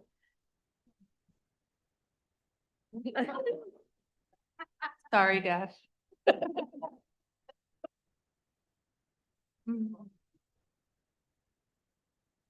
Uh-oh, Shannon, what did you start? I know, sorry. Thank you so very much. Bye-bye. All right, agenda item 8.0 is the superintendent's report. So I'll turn this over to Diane. Sure. Thank you so much. So this evening, again, this has been a very busy time. I think every year at this time is extremely busy, but as all of you know, we certainly have been a little bit more challenged than we typically are. But again, I just want to say I can't say enough about the care and concern that our staff have had this week in looking out for our students. And we have a lot to be proud of here in Scarborough Public Schools. In other news, I wanted to share with you, first, I want to extend our thanks to the Scarborough Education Foundation. The Scarborough Education Foundation continues to support the great work that's happening in our schools through some grant opportunities that they provide to our staff. And so this evening, I'm proud to let you know that they have named the grant award winners for the folks who had applied this spring. These grants, again, extend the learning happening in the school, and the district is very grateful for their generosity. 4 projects that are being funded with great thanks to the SEF, the first of which is an experimental brain-based activities, strategies, and learning. That is a grant that was put together by Kate Kuhn from middle school. And so that will be exciting to see what that looks like in the fall. The second grant opportunity was written by Sarah Athern from Wentworth, and that is a Legos project for sustainable engineering. We all know that, you know, STEM is definitely a mainstream part of education at this point. And so that will be a worthwhile venture, I'm sure. The third funded project is titled Sensory Multisensory Integration. And that was a grant written by Courtney Thomason, who I believe was a spotlight winner just a month or 2 ago. And so you are familiar with some of the work that she's done across the district to really try to make sure that there is enough assistive technology and that needs of special education students are being met. So that is another great one. And then finally, Albert McCormick, who is a science teacher at Scarborough High School, wrote a grant for an aquaponics project. And exciting to see that that got funded as well. So we really look forward to seeing these grants come to life through implementation in the next school year. The other thing that I just want to point out, and again, I know this is something that we have placed in our newsletter. This is an opportunity through the state of Maine for those people who qualify, but in an effort to address food insecurity in our state. They have for this is not a new thing. They did this last summer as well. They have a program called Sunbucks. So any family that qualifies for free and reduced lunch, which again, you say, what do you mean? Everybody eats lunch for free, but there is still a qualification process for that. Or families who might receive some support through different programs for the state are eligible to receive $120 per child towards food to address food insecurity over the summer. This is in addition to our summer feeding program. So, you know, most of you are probably aware that our food service department does work in the summer, and they go to a couple of satellite locations in the great van that they now have that says Scarborough Food Nutrition Services, and is not just a white van with people handing out food. That might feel a little sketchy. And so, you know, so this is to supplement that. And so again, just really wanting to make sure that the community has awareness of, you know, some of the opportunities that are available for them. I don't have a slide on this, but I also, again, just wanted to highlight we have a lot of very exciting end of the year and graduation activities happening this week and next. You know, those that have already gone on this week include, we've had, today was senior assembly, and also the senior stroll where the seniors went through the schools. We have also had senior awards night, which was an incredible night. It was just amazing to see the scholarship of our students. And, the amount of scholarships that are handed out each year to support students in their education and their efforts beyond high school. So that was a fabulous ceremony. I know I did not have the opportunity to attend baccalaureate last evening, but I hear that that was excellent as well. You've heard that Wentworth is having a celebration for their fifth graders this evening. And tomorrow evening, we will celebrate our middle school students with our eighth grade recognition ceremony, and they will have a dance. And then on Sunday evening, we'll kind of, the precipice of all of this will be our high school graduation at the Cross Insurance Arena for our seniors. And so we are really looking forward to celebrating them. And so again, I think these are just the amazing opportunities. I also don't want to forget that just prior to coming to this meeting tonight, we had our adult education graduation ceremony. And so we had 8 members of our community achieve their HiSET diploma. And so I feel like that is always a really exciting piece because as I think all of us can recognize, it certainly takes not just a lot of effort, but also some humility for people to go back and do the hard work to get their credential. And, we have an amazing adult education department and staff who really support our students. So all of that in great celebration. The other piece that I would just share with you, as I do every month, is our enrollment report. This enrollment report is really, demonstrating that we have been really consistent in what those enrollment numbers look like over this year. So we will have a whole new slate of numbers for you come September. And we'll look forward to sharing with you what that is looking like at that time.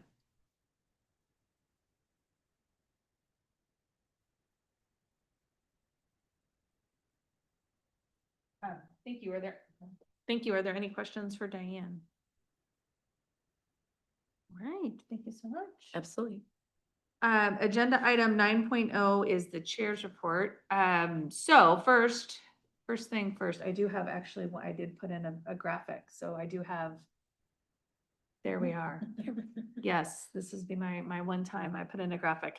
Early voting closed today. So for anybody who was unable to make it up here to vote early, they can still vote on Tuesday, not to worry, at the high school. It will be, I think it's 7 a.m. to 8 p.m. The polls are open at the high school. There's a referendum question about the budget, the school budget. There's a referendum question about continuing to vote on the school budget. And then there are opportunities to elect 3 school board members to our vacant seats, and then 1 vacant town council seat. So it's really important, if you haven't done so, to please go vote and make your voice heard.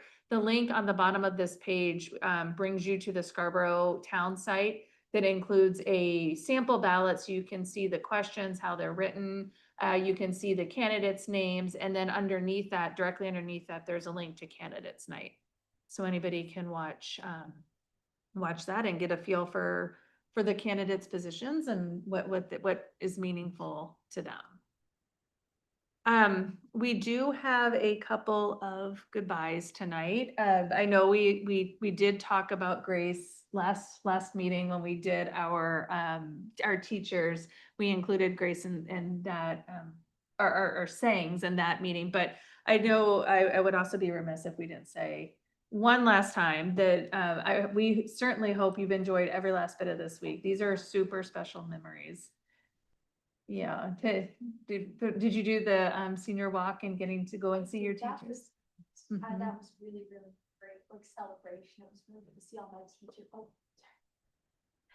I did. It was really good to see all my teachers from Mhm. previous years and all the support of like all the middle schoolers and the elementary students were there, which I didn't know. I thought I wasn't aware that they were like coming up. So that was really great. It was a really good event, and yeah, I had a lot of fun with that. That's so awesome. You, that I think to me, when I did this last year with my son, was probably one of the most meaningful experiences of the week. So I'm really glad you got to experience it and that you've gotten to make all these great memories this week.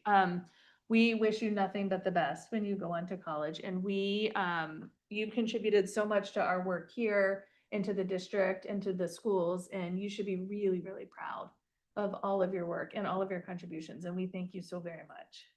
Thank you so much. I really appreciate that. All right, our second goodbye is to Jenna, Miss Jenna. Oh, gosh. I just want to, I think back and I think of your term. I almost wrote a joke in here about masking. But then I was like, maybe not. Oh, but as we say goodbye, I was thinking back on the very first time I met you at the Summerfest, and you had your table set up and you were talking to people in the community about what you wanted to do and why you were coming here. And I talked to you, you and I had a really good conversation. I remember walking away thinking, she's so smart and she's so articulate and she's so thoughtful, and it's going to be so easy to talk to and really grounded in your thoughts. And they're fantastic traits when you think of who you want sitting up here. And that was my very first impression of you. And I think through all of these, your 3.5 years, I suppose, that you've been on the board, and that has really stuck with me. You are such a grounded, thoughtful person. And so when things are going crazy, when it feels like things are uncertain or complex or confusing or unsure, you are very, very balanced. And I appreciate that more than I can even tell you. You approach anything we talk about, you're calm. I've never even seen you rattled. So that is amazing, because half the time I feel like my hair's on fire, and you're always calm. And you speak with clarity, you speak with purpose, you're so positive, and you have these impacts on people that I don't even know that you realize. So you're very steady, and that steady presence brings us all back to what truly matters when we're having these hard conversations. And so I really appreciate all of your work. And on behalf of all of us, thank you so much for your service and for your time, your belief in our work and your belief in this district. So I know you're going to continue on with Measuring Up, and I'm going to be watching from the sidelines, cheering you on for future success. And I'm sure your kiddos are happy to get you back. They're probably not going to know what to do with all the added mom time. I don't think they're gonna realize it, because I'm just gonna pour my heart and soul into work now too. Thank you for all those kind words. Coming on to the board, I didn't realize how much you actually put yourself into this body, because there's a lot of work that goes on to it, and it's really, really meaningful work. And I think as I leave, you guys are such a strong body. I think you guys can really work through this, anything that comes your way. You guys are pretty amazing. If anything, this last few months, the last 6 months, I feel like I haven't been pulling my legs, my workload, just because there's always so much going on constantly. But I do appreciate all the time, all the conversations that we've had, whether they were hard or not hard. There were memories and there were experiences, and I highly advise people to tune in and get involved also, because it's not like people are running to these seats. But I think it's really valuable for the community to come together and talk about these types of things all the time. So yeah, I've really appreciated getting to know everybody here. Sorry, John, I can't see you right now, but it's been. Oh, you'll run into me at Hannaford.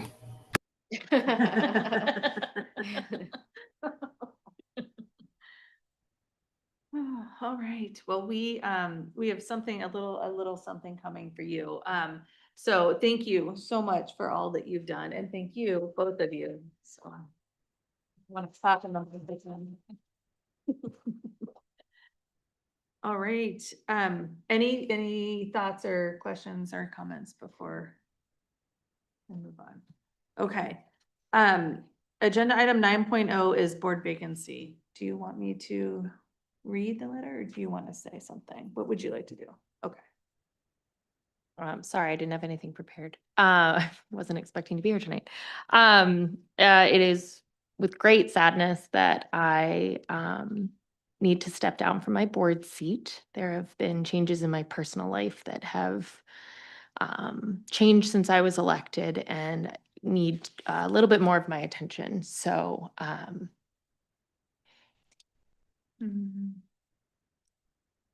cue Shannon. Yeah. So Alyssa's last day on the board for her resignation letter is going to be June 27th, 2025.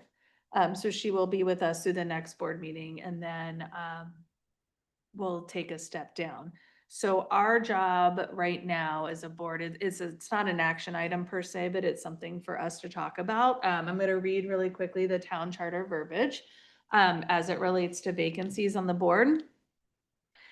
If a seat on the Board of Education becomes vacant more than 6 months prior to the next regular town election, the vacancy shall be filled for the unexpired term by a special election held within 60 days from the date the vacancy occurred. In this case, that does not apply because, well, obviously we have an election next week, but even if we weren't counting that election, it would be the November election, which is within 6 months. So both elections, are within that 6-month frame. So that first part of the verbiage does not apply to this position, this particular situation. The second set, however, the second piece of the paragraph, if a seat on the Board of Education becomes vacant within 6 months prior to the next regular town election, the vacancy may, at the option of the town council and recommendation of the Board of Education, be filled for the unexpired term by a special election. However, no election shall be held within 60 days prior to the date of the regular election. So, what we have to just discuss right now is what we want to recommend to the town council. So we cannot hold a special election within 60 days prior to the November election, because after when Alyssa actually resigns, when her date of resignation happens, it's actually after our next election, right? That's not the one we're talking about. We're talking about the one in November. So 60 days, when you work back from that, 60 days is September, is the very earliest we could hold a special election. I did inquire as to the cost so that everybody would be fully informed. A cost right now is estimated to be between $10,000 and $12,000 to hold a special election. The turnout for this election in June has not been incredibly high. My last count that I heard on Monday was 700 ballots had been cast. I did hear there was some pickup today, so hopefully that number is a little bit more.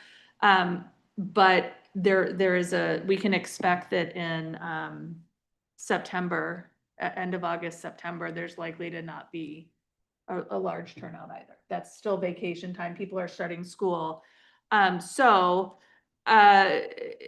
essentially the question we have before us is, if we're talking about buying ourselves 2 months, do we just wait until the November election and we fill the vacancy along with the vote in November? So that's the question before us. And just to be very clear, the town council has the final word on this. This is just us providing a recommendation. So whatever this board, through our discussion tonight, wants to do, I will bring that recommendation to the town council, and then they will consider that recommendation and they will make a final decision. All right, so there any thoughts, anything we?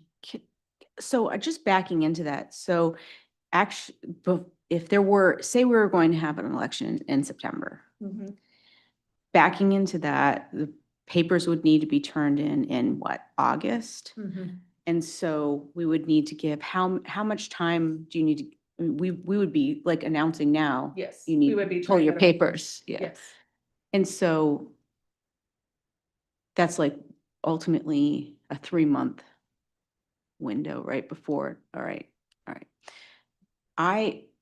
I think that costing out that much, getting people to vote for a special election is already tough enough.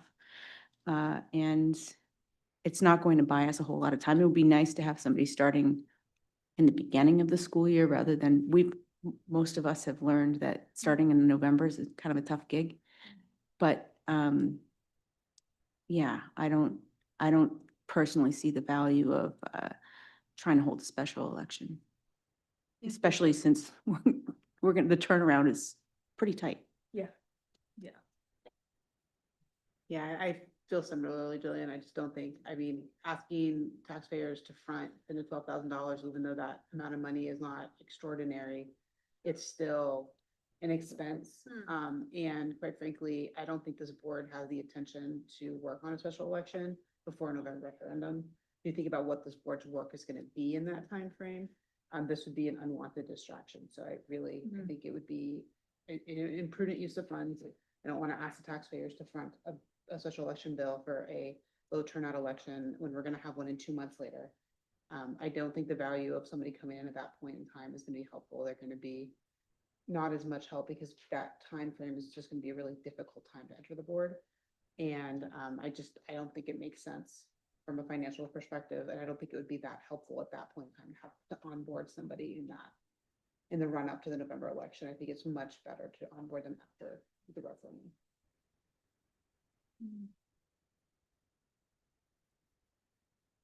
Any other thoughts? Are we all feel good about holding off? Please, I would love for you to. The conversation. So I wanted to say a huge thank you to Diane, Ray, and their entire team. Of course, Shannon, our board chair, and all of our board members for the wonderful year that it's been. You guys have been absolutely incredible with the onboarding process, with everything. And as hard as it is to walk away, I know I'm leaving all this work in phenomenal hands. And what we do is so important. And you know, you guys really pour yourselves into it. And it was an honor to be a part of it. And I feel really good leaving it in all of your very capable hands.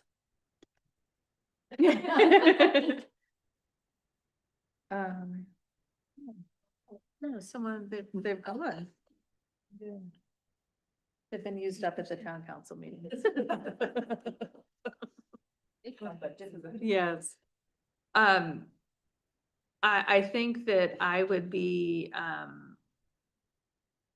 don't think it's a secret that I've taken this very hard. I think this is a big loss to us as a town and as a board. And I don't say that lightly, and I don't say that as a way to minimize what you're experiencing and what your decision is, because I think you made a very difficult decision and you made the absolute right decision. But I also, I've appreciated more than anything that you jumped right in. You are so smart and so articulate, and you are so willing to have conversations that are difficult, that are easy, that are everything in between. And you always come with thoughts and ideas and ways to accomplish things. And it's really, really awesome. And so I know that this is goodbye for right now, but I have no doubt that we are going to see you back in the future. And so that makes me really happy too. So thank you for all that you've done.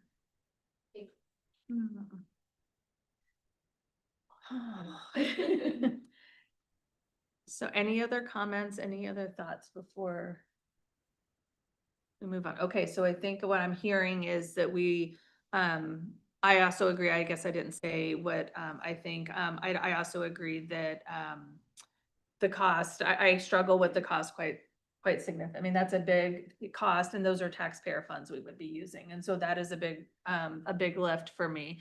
That I don't think we should ask of our taxpayers. Also, I hadn't thought about it, what you said, but that's really profound, that we would be bringing them in when we're in the midst of trying to pass a school referendum. And so that's a lot of work that we're all going to be tied up in. And so nobody really would have the bandwidth to onboard somebody and really get them up to speed where we needed them. So I'm in agreement to ask to just recommend that we leave the seat vacant until November. Okay. All right. We will go on. Agenda item 10.0, our committee reports. Another plug, vote for our budget. This is, I was very happy with how this budget season went. I think Kate and Diane and Ray and the whole team just put a lot of work into it to produce what we have. And if you want to look at all the information, the link is at the bottom. If you hit the budget page on the main Scarborough Public Schools website. You know, what's there is what's going to sustain the school year coming, and we're not asking for any extra bells and whistles or asking for what we absolutely need. So we really would like for our voters to turn out.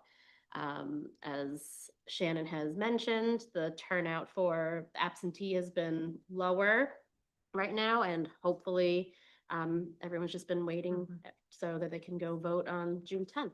So please go out there and vote. Thank you. Are there any questions for Jenna? I have a process question that just came to me, and I'm looking at you, Kate, because I think you might need to answer it. If there is any reason for the finance committee to reconvene, do we need to set an interim chair before, because we will not have yet set our committees, reset them? I mean, I would be your third, I recognize that, but do you need an interim chair? No, because Alyssa would still be here till the 27th. But do we need to provide a interim chair of the finance committee? I think because the committees are actually ruled by the board and speak on behalf of the board, and any action would be taken by the full board, the committee's not really going to vote to create something that the board wouldn't have the final authority for. So I'm not sure that it matters whether there's an officer, as long as there's a quorum for the finance committee to meet, and it can be, you know, really any board member, because we know that you guys are in transition. We can ask for some advice on that. I'm planning not to need it. But yeah, you know, we can make sure that we have all our ducks in a row, but I don't think that it would be an obstacle to us getting together. Okay, perfect. Thank you for that clarification. All right, Brayla, negotiations. So, we are currently obviously, or not obviously, as I said before, for this year, we have 3 contracts to get through. I am very optimistic that there are 2 contracts, Administrator Association and maintenance contracts. We've had extremely productive and great meetings. I do believe we will have a contract to bring forward shortly in both of those, with both of those units. And we can put those away for a little while. They were really great negotiations. We had some really good meetings and some great learning back and forth with both of those units. The professional staff has, that's a teacher's contract. They've chosen to file for mediation on their contract, and so we will continue the process there. Thank you so much. You can carry right on with policy. So you may, if you follow us, and I know we have our fans on the internet, we have our TikToks, our policy TikToks have been lacking of late. We have not brought forward a lot of policies, which don't get used to it. It will start going. We're in the midst of kind of a big review of 2 kind of a suite of policies having to do with the school use facilities, which I think we're going to bring forward relatively soon. And then student transportation policies. Both of those are we've spent a little more time than we typically do going through those, but I think they're going to come forward pretty quickly. There's a mandatory concussion policy that we have to look at, so that'll be coming forward quickly. And then our upcoming, we're going in reverse chronological order, starting with our 1983 gifted and talented education policy. And then we'll bring it forward through the 2 aughts. I just learned that like recently, the 2 aughts. And hopefully bring us up to date with all of our policies and get them to the 2020s at least. But that's it. Our next meeting is June 26th. It's before our next board meeting at 4 to 5:30. It's hybrid or in the school conference room. And yeah, we'll keep rolling with them. All right. Are there any questions either on negotiations or on policy for Freyla? All right. Is there any other committees wishing to speak? Well, I would just like to put another plug to vote. And, you know, we are, the communications committee, I'm sorry, it has been trying to advertise. I want to give a shout out to Ray for getting signs out in front of the schools. And in other locations, we've actually talked about getting ready a little bit early, maybe ordering some signs so we're not doing this next year and we can just sort of have them year after year. I love that idea. They're apparently available to us. And also for getting all the stuff ready for the next school year. That has been our focus. So we're going to have a lot going on over the summer and the fall, getting ready for the referendum. So looking forward to seeing how the committees shape up. Thank you. Any questions about the comms committee? I would also just add that I know the comms committee has been working with Scarborough Living Magazine. Oh, yes, If you yes. wanna say anything That's about right. that? Thank you, thank you. That was what the slide would have been handy for. We had our first article go out in Scarborough Living Magazine. I don't want to mess up her name. Kate, is it Deludo? But anyway, she runs the magazine. She puts it all together. I don't know if you've ever read it before. You can see it at like Hannaford and, the library. It's in a lot of places, but it's a really great magazine, just all things Scarborough. I've really come to enjoy it. And this time, and once again, Ray actually got an article together for us, and was all about experiential learning in Scarborough, and they talked about all the phase levels. Super interesting. I actually, when we were putting it together, I learned all kinds of things that I know we've had leaders come and talk about these things, but it was so cool to read about it, and I'm so excited to have that out for the community. That's something that we've really wanted to do, is inform the community about all of the amazing things going on, or at least some of the amazing things going on in Scarborough, because there's no way to inform everybody of everything because there's a lot. But anyway, so that was super exciting, and that launched this week. So I know that she was going to drop off some copies up to the central office, but you can find them all around the community. So I would really encourage you to pick it up and read it. We are going to be doing that quarterly. The turnaround time is actually pretty tight, but we're gearing up to do another article for the July deadline. So, and by the way, if you see something or hear about something that you think that would be really great for the community to hear about, we would love to hear those ideas so we can research them and get an article going. It's so hard to choose though, right? Because there's a lot. I did read the magazine this time, and I think it's really important that we're contributing to this magazine because it fills a void with the loss of the leader. This is an opportunity to really take off and be something really meaningful for this community.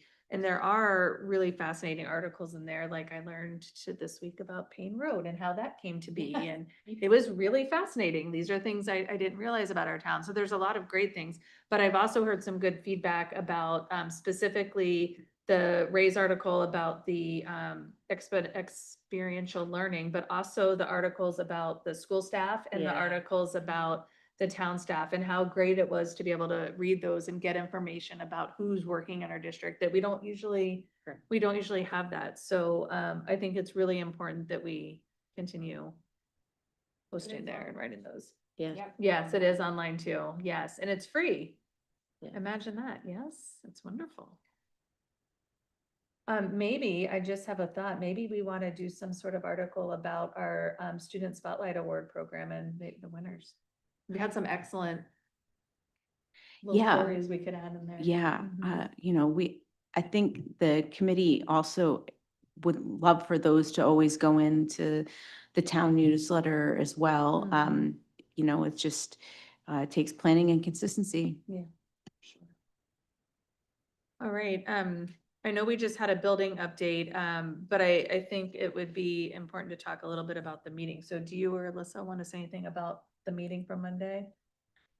Oh, go ahead. No, she's still crying, so. She's not. I would love to speak. All right. She is ready. Yeah, go ahead, Alyssa. That would. So sure, we had the full kind of workshop prior to this meeting, which was wonderful. We continue to get more updates from Harriman each week as we redefine kind of our options to bring forward hopefully a strong proposal for the June 26th meeting. We continue to kind of take, I don't want to say a step backwards. I want to very purposely phrase it as we're looking at all of our options and opportunities and really taking a fine tooth comb at this point and really looking at them. So, options of closing a different school have come up and really progressing in that way and starting to make some of those critical decision points and trying to have some of the really hard conversations that can be part of what's most challenging about this work and making sure that we're taking, 18 months worth of work into consideration in making our best decision. Anything to add? Yeah, I mean, this is really tough. I know, well, that's usually me, so. It's really tough, especially the survey results are one data point, but they were pretty lukewarm. And so it's a little bit scary really to think about, we're interested in the process just being really clear and the communication about it is going to be really, really, really important. We do have some communication avenues, but once again, it's really difficult with the loss of the leader going into everybody's mailbox and it's like front and center. So that team is working so hard to really get the information out. That is going to really, what is decided and how it is communicated is really going to impact ultimately the outcome. So I'm eager to get to that point, but also super nervous. And then I just have one thing that I think as a board, we have to start thinking about with the numbers that we saw tonight, and the challenges the committee is facing to bring a project forward that would pass cost-wise, right?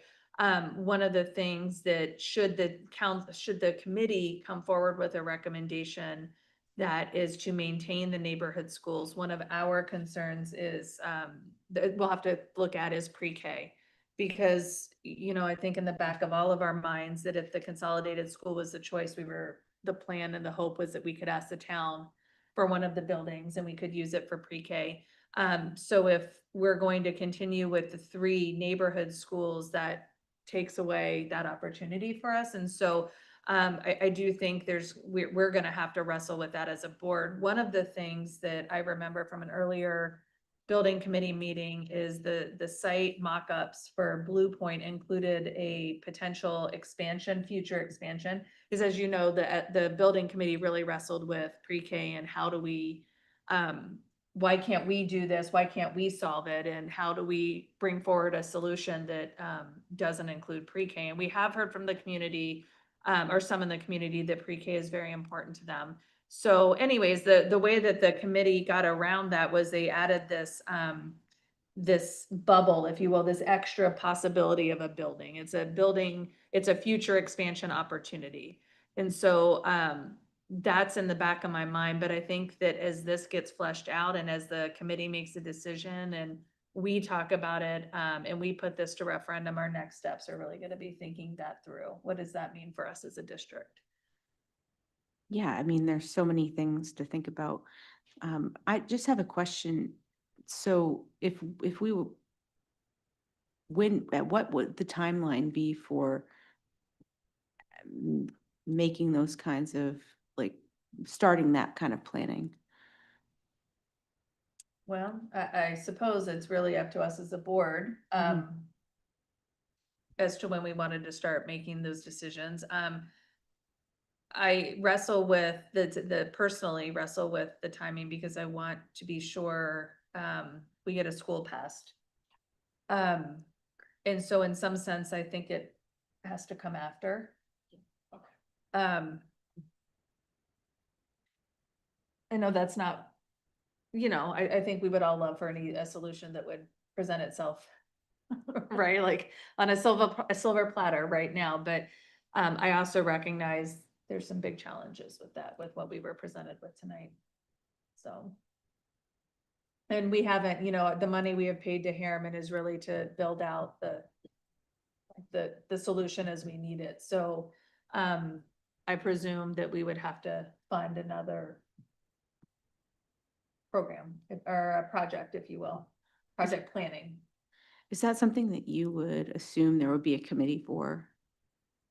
Or would that be a board decision? I'm sorry, Oh, no. these are just coming to me though. No, I think I think you're great questions. Don't ever apologize. I think it would, that for now, we've made that pretty clear. That's a board decision. Okay. What I imagine though is the pre-K task force committee that we already have in district would likely work very closely with that. I'm not sure off the top of my head, I'm not sure we would need a committee to Yeah. build that. I can't think of a need. I'm trying to Okay. think through if there's a need and I can't. Okay, I did. Yeah, not I have- can't come to something at the top of my head, but I do think the task force that we already have Mhm. embedded in the district is where that work will likely live, in my mind. All right, excellent. Yeah, I mean, we would love to have more than we have this one little adorable, wonderful classroom. And it would be great to offer that Absolutely. more widespread. All right, any questions on building? All right, agenda item 11.0 are liaison reports. Is there anybody needing to make a report tonight?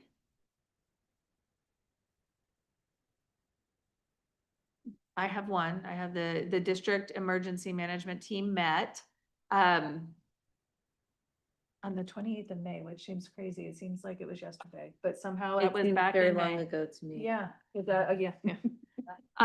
There was a lot of, it was a really, really interesting meeting for me because they met in the command center at the public safety building, which is the first time I've ever gotten to see that. It's up on the second floor, which is by design. And the two employees that are solely responsible for maintaining that and getting it up and running in the event it's needed were there and really walked us through what that looks like. That is used in the event of an incident. So it can be, if we had an incident at school, Diane would be using it. If it was a town event, it would be the town, right, using it. But really interesting technology in there. They have the ability to, like, if it was Diane, for example, she could pick her phone up out of her office here, walk it to that room, plug it in, and her phone would ring just as if she was sitting in her office. So it allows people to maintain communications. They have an ability to connect 12 phones. So 12 different people can pick their phones up and walk over there, plug in, and be able to maintain their communications. It's a pretty extensive, pretty amazing facility. It is, and it also affords us connectivity to so many things. So for example, we can see all of the school cameras at any one of our schools at that site. We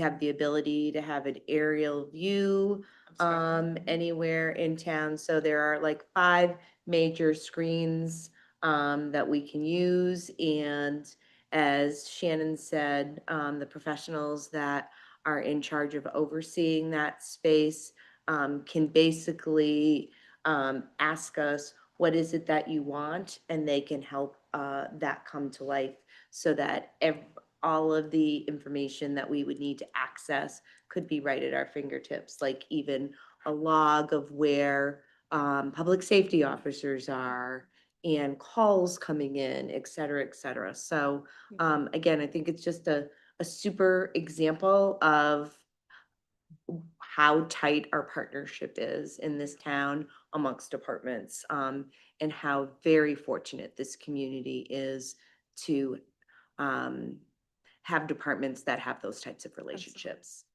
Absolutely. They, based on where the 2 employees live, if that room, if and when that room is ever needed, it would be up and running within 30 minutes. That's the maximum time that it would take. So even if this was like a middle of the night event, no more than 30 minutes and that room is operational. So it's really, they have it tied in really tight and really, it's really well run.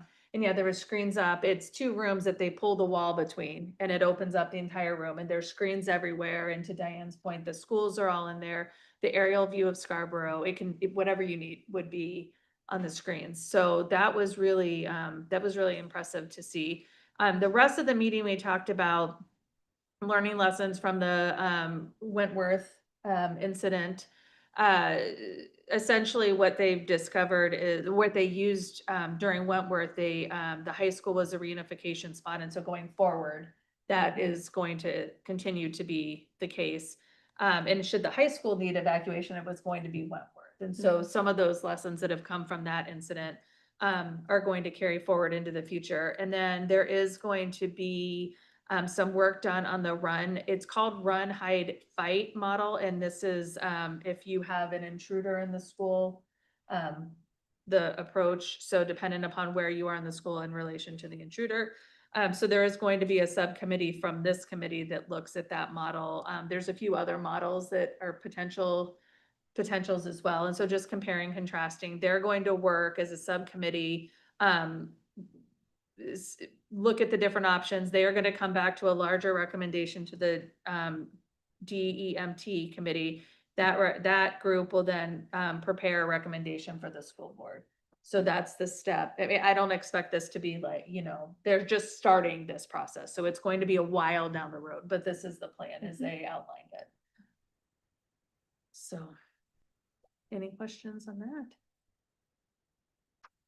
All right, agenda item 12.0 or student report. So we'll turn this over to Grace and Abby. All right, so for my last student report, I know, it's so sad. Abby and we just missed this by like a couple days, but we had prom. I just missed it at my last student report because it was like a Thursday, then prom was a Saturday. But there's a picture of Abby and I at prom together, which was really fun. Yeah, that was for juniors and seniors. It was held near Thompson's Point at the Halo. It was a good venue, really great prom. I had a lot of fun. I think, did you? Probably, yeah. And then the high school theater team put on a production of Romeo and Juliet a couple weekends ago, which was directed by Mrs. Becker, who's a high school English teacher and then directs the Shakespeare in the Park. I didn't get the chance to go, but I heard that it was a really well done show and everyone who did it enjoyed it. The last chorus concert of the year for high schoolers was last week. And I also didn't get the chance to go to that, but I have friends in chorus who said that was really great. And it was a nice send off for seniors. Tomorrow night is the 8th grade graduation and dance, which is held at the high school. 8th grade graduation, I remember being pretty fun. It's a great time for the 8th graders to come together and celebrate. And then they get to go to the dance after. And then on Sunday, there's the high school graduation. And then after that is project graduation, which I've heard is pretty fun to attend. We have a new student representative for next year, Sarah Claret Gonzalez, I think that's how you say it. And Sarah submitted an application, and I'm going to introduce her. So Sarah's trilingual. She plays tennis and has a corgi named Loki. She wants to pursue a career in the realm of public policy and law, hence why she's interested in being a student rep. At the high school, she's involved in Ecos, Aquaponics, and the SHS tennis team, and she wants to increase sustainability at the high school by raising awareness about recycling and the importance of that. If you want to say anything, feel free. Hi everyone, my name is Sarah, and I just want to say thank you for this opportunity, and I just want to wish Grace good luck in all her future endeavors. Awesome. So that's all I have for tonight, but I just want to thank the board for giving me the opportunity to be a student rep. It's been really great to learn about the process that goes into changing our schools for the better, and how you work so hard to push policies and really just make sure that students are getting the most out of their education. So thank you for giving me the opportunity to be a part of that. Welcome, Sarah. Welcome. We're very excited to have you. My master's degree is in public policy, so I also love policy. And there are a few other board members that absolutely love policy. So you are in great company. So welcome. We are excited to have you join us. And Abby gets to move to the big girls table now. She's going to be our senior rep. Yes, it's very exciting times. Thank you so much. Are there any thoughts or comments? Grace, it's been an absolute pleasure watching you the last 2 years on this board. You have really had a significant impact as a student rep, far beyond others, and we've had great reps in the past. But you really you're gonna leave this really important legacy. I think Shannon talked about it last time, but I don't, like, it's really hard to appreciate, having not seen them before, that like the students that come after you in this position have gained opportunities as a direct result of your advocacy and your work on this board. So keep advocating, and you will continue to do wonderful things as you go in your career and your future, and I'm excited to watch it. Thank you. All right. Agenda item 13.0 is general public comment. Is there any, do we have anyone online? No. Oh, my goodness. I'm so And sorry. Abby, I do have to say, I think that the picture you dropped in came in after the workshop started, so that's why this is blank. But Well, when it'll it be. gets uploaded, it will be there. Well, most of what I had to say anyways was already covered. I was gonna Mhm. talk about like the senior stroll and all the baccalaureate the awards. And well, since it was already covered, maybe I'll talk about our step up the assembly. Like I sat in the senior spot today and it was pretty scary, but exciting. It was a good experience. We got to welcome all the senior graduates, so it's like it was really cool. And the 8th graders came to the high school and they got to experience it. So it was a really good day. Did you get to park in the senior lot? No, not yet. Not yet. Next year. Oh, I know, there's a lot of special traditions here, and it's really, I think it's very unique to this town and this state, and I'm so grateful that you get to experience these, and they are hardcore memories that you are gonna have and you're gonna remember forever. So definitely soak in all these, and yeah, it's pretty cool and awesome and scary and all the words, right? The first time you sit there and you're now the big dog on campus, and remember, it wasn't that long ago that you were the 8th grader walking in the school, right? So that's pretty awesome. Yeah.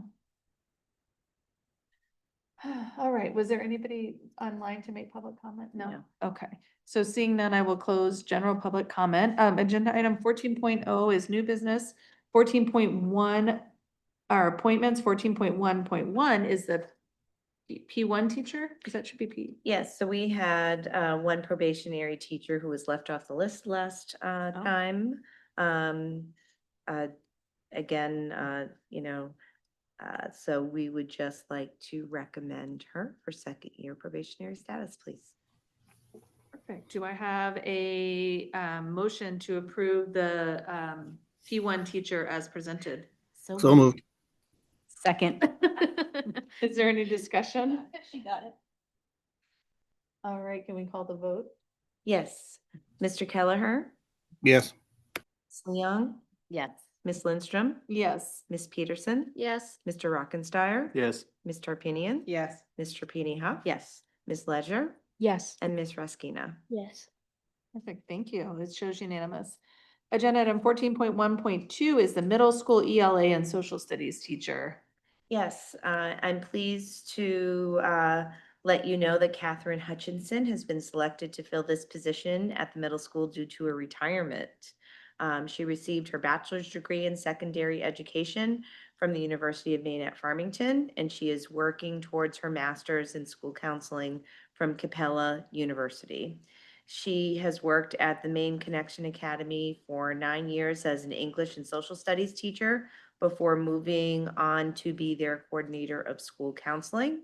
And since February of this year, she has been working with us at 8 Corners School as a special education paraprofessional. Very good. Do I have a motion to approve the middle school ELA and social studies teacher as presented? So moved. Second. Any discussion? Can we call the vote? Mr. Kelleher, Yes. Ms. Leong, Yes.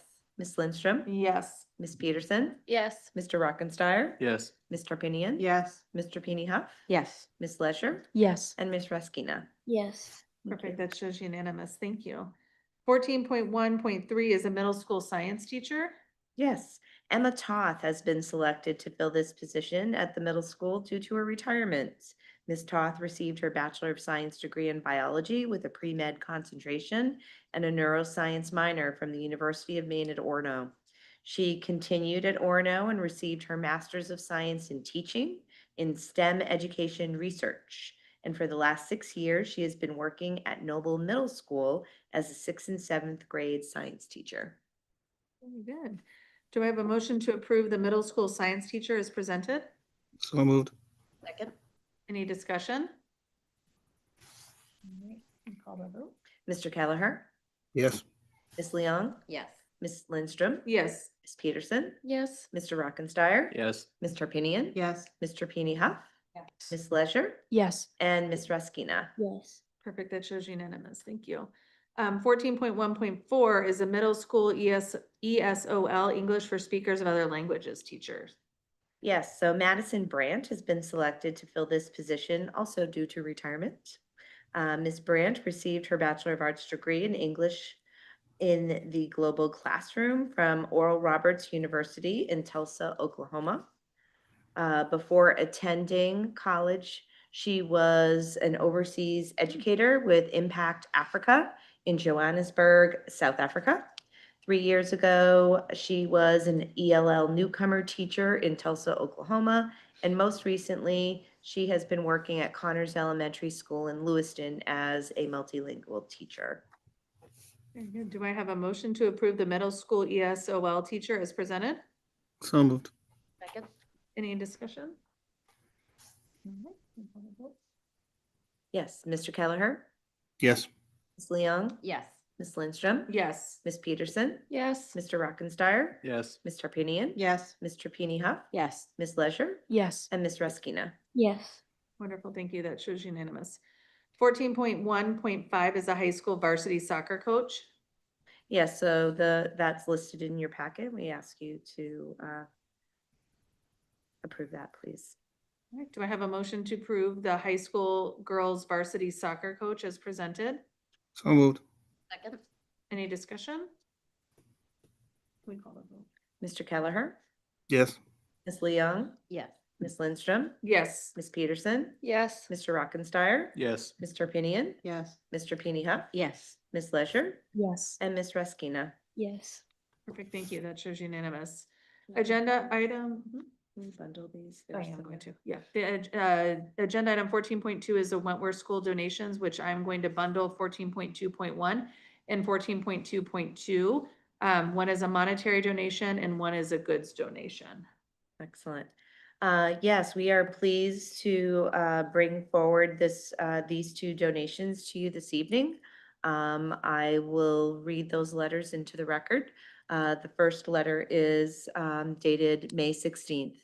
Dear Scarborough Board of Education, a Wentworth family who is asked to remain anonymous has recognized a need within our community and contacted me to offer support. Respecting privacy and maintaining dignity of impacted families, I am unable to share any specific details, yet am able to express gratitude for the donor's compassion and generosity. This donor felt moved to contribute by providing a substantial donation to support students and their families experiencing financial hardship and housing insecurity. This anonymous donor has provided a donation of $500 to Wentworth School, as well as an in-kind donation for 7 nights at a local hotel. This donation will be used to support immediate needs of students and families, such as clothing, hygiene supplies, personal care items, and support for transitional housing and more. We respectfully request that the school board approve the acceptance of this generous donation on behalf of Wentworth School. We offer our sincere thanks and appreciation. Acts of kindness like this reflect the compassion and generosity that makes Scarborough such a special community, one where goodwill and support continue to shine through. The second is a memo from Kate Bolton, dated June 5th, and it is a donation approval request. Wentworth School has received many donations of supplies totaling $2,000 from the larger Wentworth community. Their generous support for children in their school is inspiring. We respectfully request that the board approve acceptance of the donations for these children in Wentworth School with many thanks. All right, so do I have a motion to approve 14.2.1, the monetary donation, and 14.2.2, the goods donation as presented? So moved. Second. Is there any discussion? All right. Call the roll. Yes, Mr. Kelleher, Yes. Ms. Leong, Yes. Ms. Lindstrom. Yes. Ms. Peterson, Yes. Mr. Rockenstein. Yes. Ms. Tarpinian, Yes. Mr. Peony Huff, Yes. Ms. Leisure, Yes. and Ms. Reskina. Yes. Perfect, thank you, that shows unanimous. Agenda item 15.0 is a motion to go into executive session. 15.1 is a motion to go into executive session.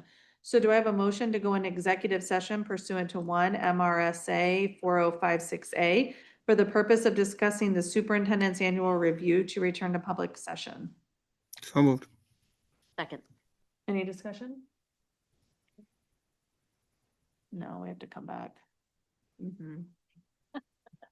Can you call the vote? Yes, Mr. Kelleher, Yes. Ms. Leong, Yes. Ms. Lindstrom, Yes. Ms. Peterson, Yes. Mr. Rockenstein, Yes. Ms. Tarpinian. Yes. Mr. Peony Huff, Yes. Ms. Leisure, Yes. and Ms. Reskina. Yes. Thank you so much.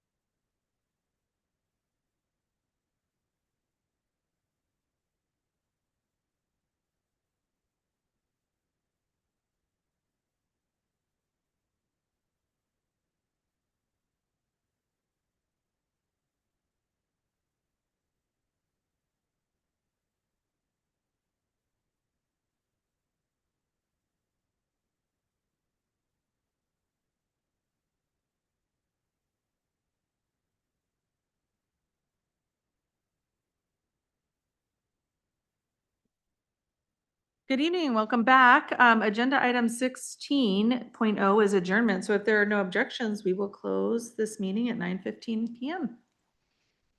Thank you so much. Have a good evening. Bye-bye.